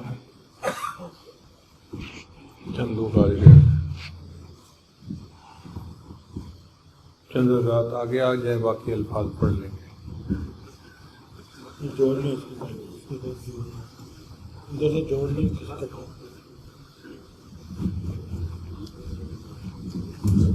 دور بیٹھا بعد ہے وہ کلمات پڑھتے جائیں گے تو بیت ہو جائیں گے. کپڑا جوڑ لیں کچھ دور سے.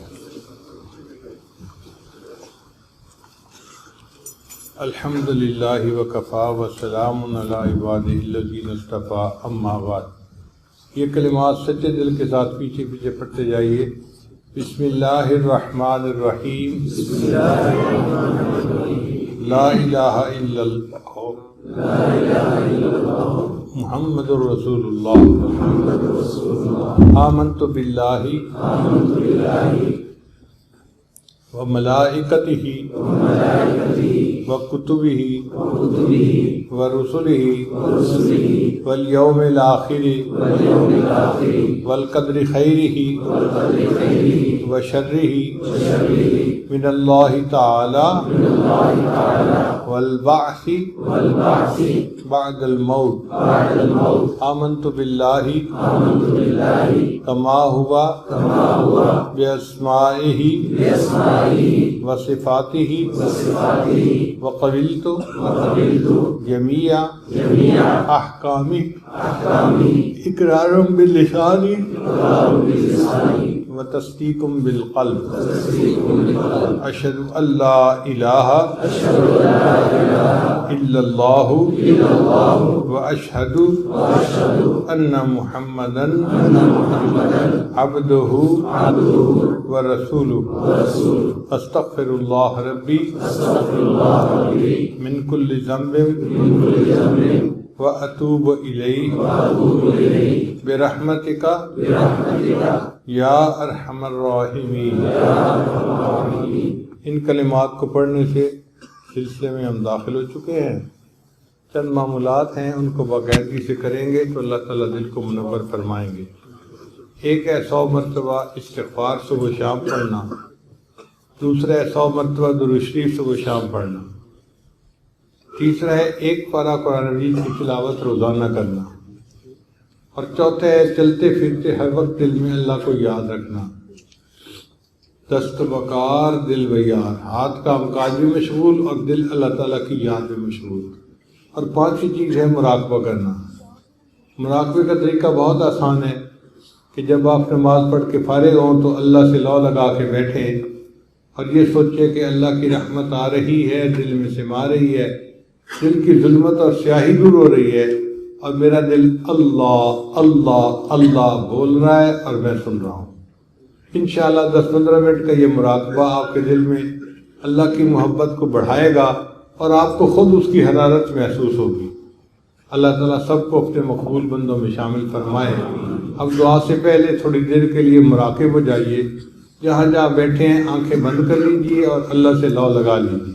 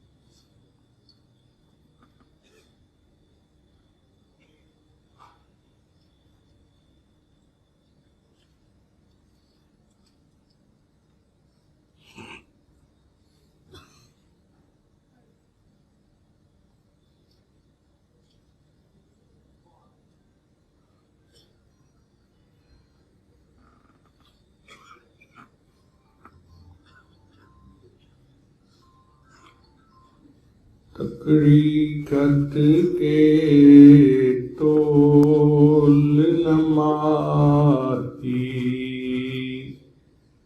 تے اسی ڈاڈے عیباں بھرے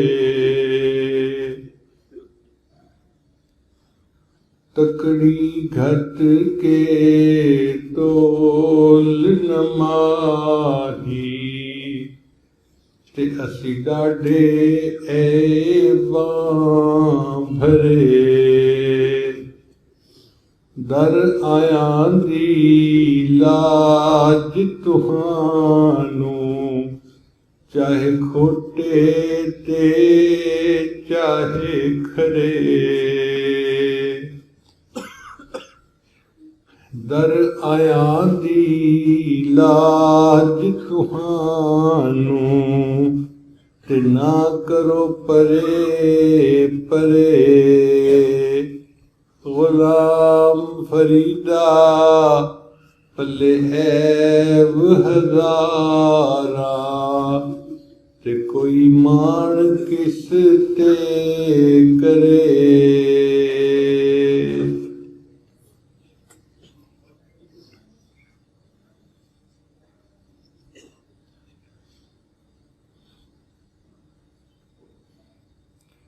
نہ میں سوہنی تے نہ گن پلے تے میں سائیں نوں کیویں مناواں نہ میں سوہنی تے نہ گن پلے تے میں سائیں نوں کیویں مناواں چارے لڑ میرے چکڑا لٹھڑے تے میں کیڑا مل مل تھواں صابن تھوڑا تے میل گھنیری تے میں بے پتنا تے رواں غلام فریدہ کوئی وس نہ چلدا تے میں ہنجواں دے ہار پرواں